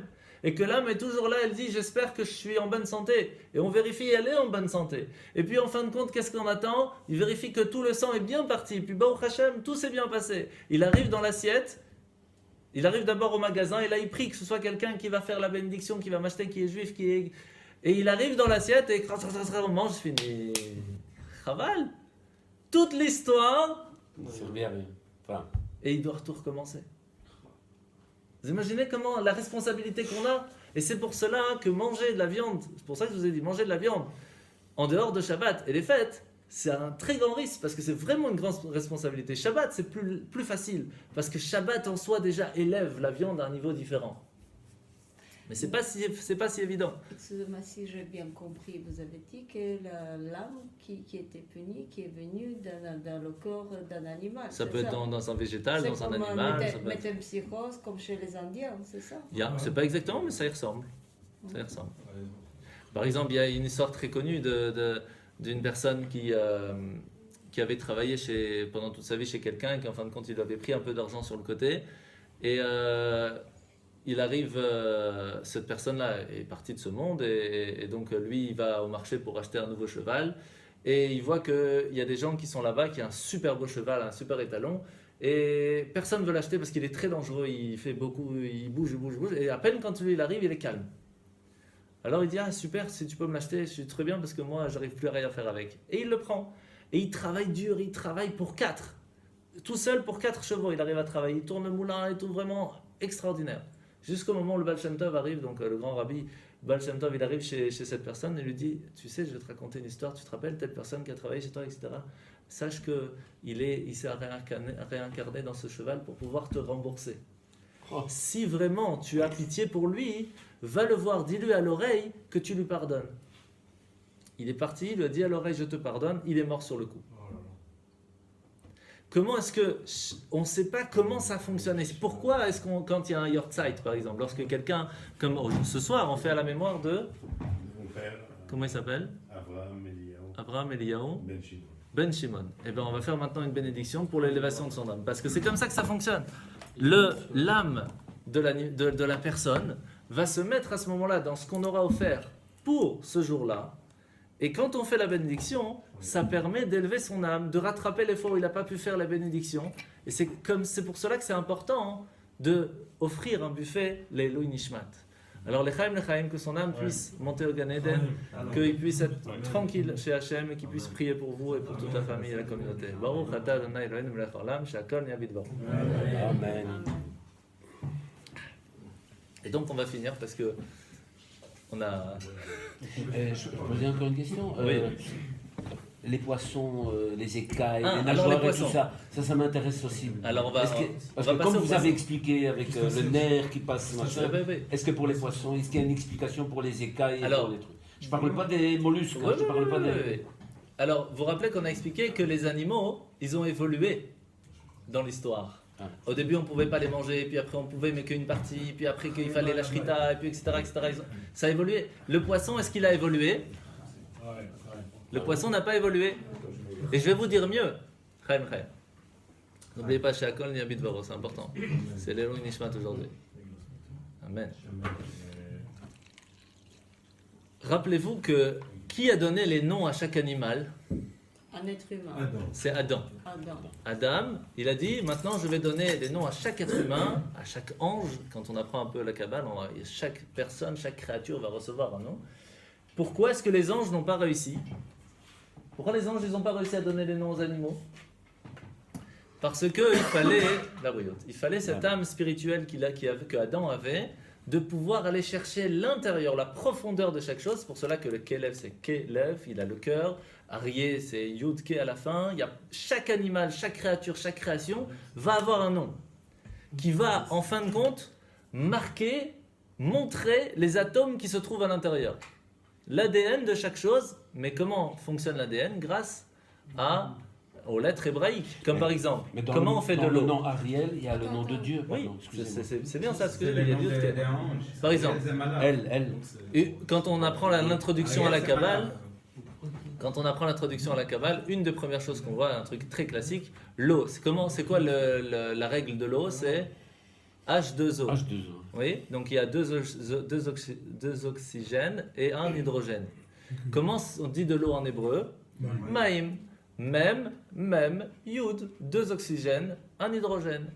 Tout simplement. Maintenant, comment on sait que Mem c'est l'oxygène et le Yud c'est l'hydrogène? Alors ça, il faut aller voir comment est-ce que le monde a été créé. Par le Or. Et Or, on a rajouté le Yud de Avir qui a fait en fin de compte l'oxygène, etc. Je ne vais pas rentrer dans le détail même, ça c'est dans l'introduction de la Kabbale, mais l'ADN, les atomes de chaque chose se font par les lettres hébraïques. Donc il n'y a que Adam qui a pu faire. Est-ce qu'il a donné un nom aux poissons? Est-ce que Adam a donné des noms aux poissons? Non, aucun poisson. Il n'avait pas vu. Non, il n'a pas donné du tout des noms aux poissons. Le seul qui a un nom dans la Torah, c'est le Léviathan. Mais on ne parle pas Léviathan de la baleine, on parle du Léviathan. C'est tout. Tous les autres n'ont pas de prénom. Vous savez pourquoi? Très simple, parce que lorsque Chava elle a mangé le fruit interdit, elle a donné à Adam, elle a donné aussi à tous les animaux. Parce que sinon, tous les animaux auraient été éternels. Ça aurait été problématique. Et donc, toutes tout le monde a profité de ce fruit interdit. Sauf qui? Les poissons. Et c'est pour cela qu'ils n'ont pas besoin d'un nom pour évoluer. Ils n'ont pas besoin qu'on fasse la shrita pour évoluer. Comme ils sont déjà purs. Et à partir du moment où Hachem nous dit, s'ils ont des écailles et des nageoires, eux peuvent évoluer. S'ils n'ont pas, ils ne peuvent pas. Pardon? C'est pour ça que des sont restés vivants, bien sûr. Et l'espadon. Qui est Je sais pas si- vivant? Je suis pas bien sûr. Je répète. Très simple. Pardon. Pourquoi? Pardon pour le reste. Aucun souci. Pourquoi est-ce qu'un animal, pour pouvoir s'élever spirituellement, son âme a besoin de faire shrita, de vérifier s'il est cachère, de enlever le sang, etc. Alors que le poisson, non. Le poisson n'a pas mangé du fruit interdit. Donc il n'a pas été touché par ce problème. Mais comme l'humanité a été touchée, donc lui aussi il a été touché en partie. Mais pour pouvoir s'élever spirituellement, les poissons qui ont des écailles et qui ont des nageoires peuvent s'élever simplement en faisant la bénédiction. On peut les pêcher, ils peuvent mourir comme ça, on n'a pas besoin, on peut leur taper sur la tête, il n'y a aucun souci. Il n'y a pas ici ni de souffrance, ni rien du tout, parce que c'est comme ça qu'ils ont été créés. Pourquoi est-ce qu'il n'y a pas de problème de souffrance? Ça m'échappe un peu. J'ai compris pour la bénédiction et pour le monter. Oui, et ça, mais- Bah, Moi, j'ai bien vu des sûr gens qu'il y a la couper le souffrance. poisson vivant. On n'a pas le droit de le prendre simplement pour le faire souffrir, ça c'est de toute façon. Mais on n'a pas le problème de se dire je vais lui faire la shrita pour ne pas qu'il souffre. Non, ça c'est clair, mais C'est la tout. souffrance. On n'a pas le droit de le faire souffrir pour rien, mais on n'a pas le problème de le faire souffrir pour qu'il meure. Mais on peut Pour couper manger. le poisson vivant, on peut le couper. Non, Mais moi qu'il meure. j'ai vu, enfin peut-être pas des juifs, mais j'ai vu des gens qui coupaient le poisson. Et alors là, la question se repose encore une fois, ce qu'on a dit tout à l'heure. On donne d'abord en général, enfin pour les La poissonniers, carte, ils donnent un moi j'ai coup vu sur des la gens, tête. des juifs, tuer une carte vivante. Alors la question elle est maintenant. Quand on tue un humain, par définition, elle est vivante. Hein. Oui, Oui, de toute mais façon. couper dedans, ouais, il y en a qui Alors, coupent. et c'est ça l'histoire, c'est que étant donné qu'on n'a pas de problème de shrita, on pourrait en fin de compte couper. Ça s'appelle pas manger d'un animal vivant. On peut pas le prendre alors qu'il est vivant et croquer dedans. Ça, c'est sûr que non. Ça, la question ne se pose pas. Mais par contre, on peut couper. Non, s'ils sont vivants, on n'a pas le droit. Ouais, ouais. Excusez-moi, juste une petite, si vous voulez bien répéter. Il a donné le nom à Léviathan, c'est ça? Oui, c'est pas lui. C'est dans Rashi, on parle de Léviathan parce que dans la Kabbale, on parle aussi du Léviathan avec le Shor Abar. C'est une autre. C'est ça. À qui il n'a pas donné, c'est ça que je Il n'a pas donné aux poissons en règle générale. Il y a juste un poisson que la Torah donne son nom. Mais Léviathan Ok. toujours. Le Léviathan. Léviathan Léviathan. toujours. Toujours, c'est tout. Donc on va essayer de finir. En fin de compte, qu'est-ce qu'on a appris jusque-là? On a appris que... Ah, ça c'est bien, si c'est beaucoup de choses, c'est top. On va apprendre automatique. Tu crois qu'ils vont me remettre la compte sur le chien là que je t'ai donné? Rav, c'est quoi le nom encore Le, le nom c'est Lelo Nishmat Avraham Eliyahu ben Shimon. Avraham Eliyahu ben Shimon.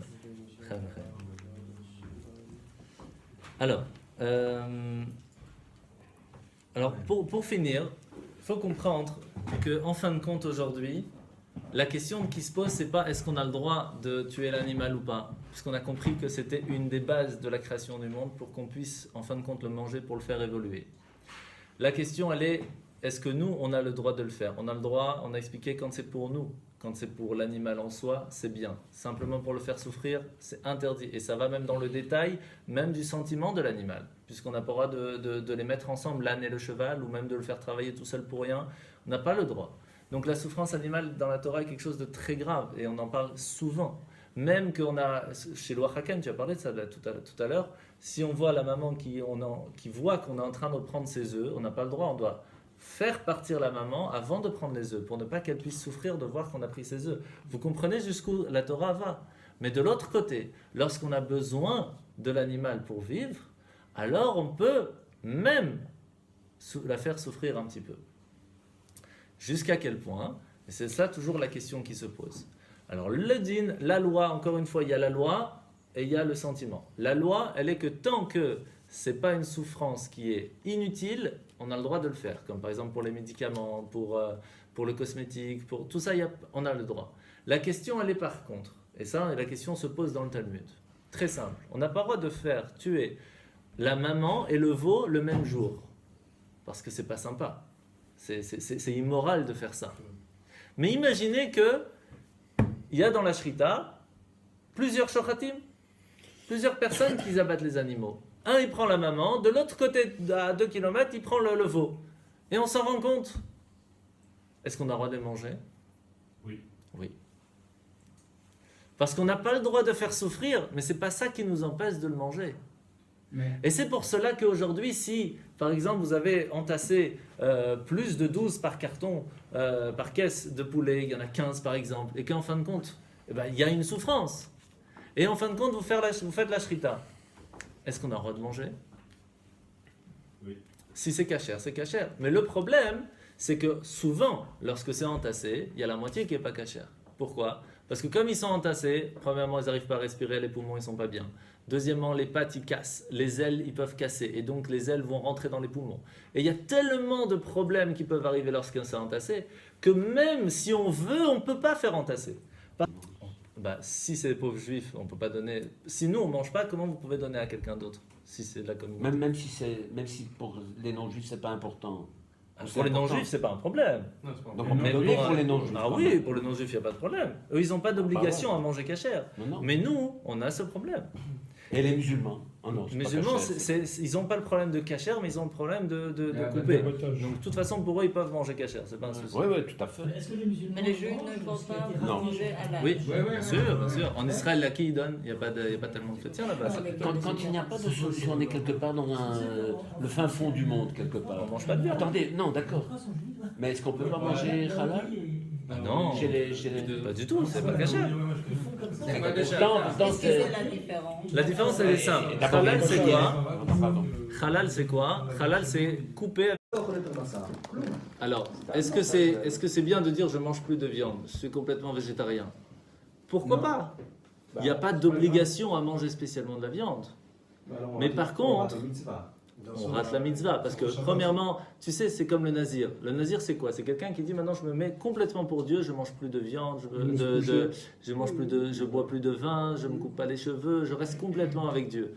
Qu'est-ce qui se passe lorsqu'il a fini son mois de nazir ou son année de nazir?